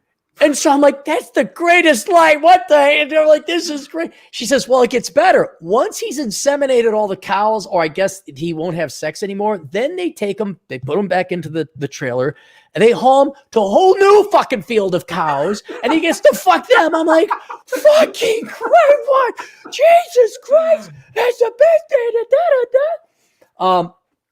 And my point is that one alpha can satiate at least 10 women. Remember how you were dating your 12 in a year? I was dating 4. That took off 12 or 4 gals off the market because they were pining for you or pining for me. And there's always better. So there could be, and gals don't even see the bottom 80% of men. So they're splicing the top 20%. Well, I almost guarantee you, Jack is 6 foot, but Bobby is 6'1". I mean, they probably are literally looking at that high quality of level men where there's like this one guy that they just jived with and they want that guy and he's banging 6 other gals. And maybe 80% of the guys aren't even dating that much. So I could see where they're like, who are they going after? A really, really, really high quality guy. That's who I think they're going after. And then you get the money argument. And that's what I meant in that thing that I sent you. You have to realize that when you worry about your finances, how that looks to her, you have to realize most girls, what you are in the green, they are double that in red. Oh, easy. Yeah. Yeah, that's so when a guy comes up and says, oh, women only care about money, you have to be a millionaire. No, you don't. You really don't. Like when you have $100 in your name, that's like triple the amount they have in their name. And they're probably that in debt. More, way more, but you get what I mean. But they'll take a guy who makes 100,000 over a guy that makes 50. Yeah. He pays their debt all faster. Well, yeah, I mean, that's how I know. I'm not, I mean, of course, they're seeking arrangement. I'm no idiot. But I see what's happening. But all right, nonstop Dre, $2. Cappy gets death threats and dick pics. I used to back in the day. I used to. But one day I will be just a podcaster like you and get death threats. No, I don't think they're doing that anymore. I think I don't know what it was. It really dropped off like 3 years ago. So I have no idea. Ronan Boyle for £2 Jack, aren't UK roads utter crap? And why did you leave? Jack's not from the UK. He's from the UK. Nope. Fooled again. Yeah. See, the Brits can say truth and tooth And loser, Jack can't say that. He just can got say loser. OOF. Luther. That's what. Oh, Luther. Luther. Mhm. All right, Jack. Why don't you tell people about your stuff? And we'll call it a day. Okay, my stuff. I have a YouTube channel, and all of you guys are lucky because I am live streaming in about, when is that? In about 10 hours, and you can watch that on, oh my God. Jesus, I got 2 minutes. To just give them your website. Boomer Tech. Just look up Jack Napier on YouTube. You'll find me. Red Evening. Red Evening on YouTube. Good. All right, you want to take us out appropriately. Toodles.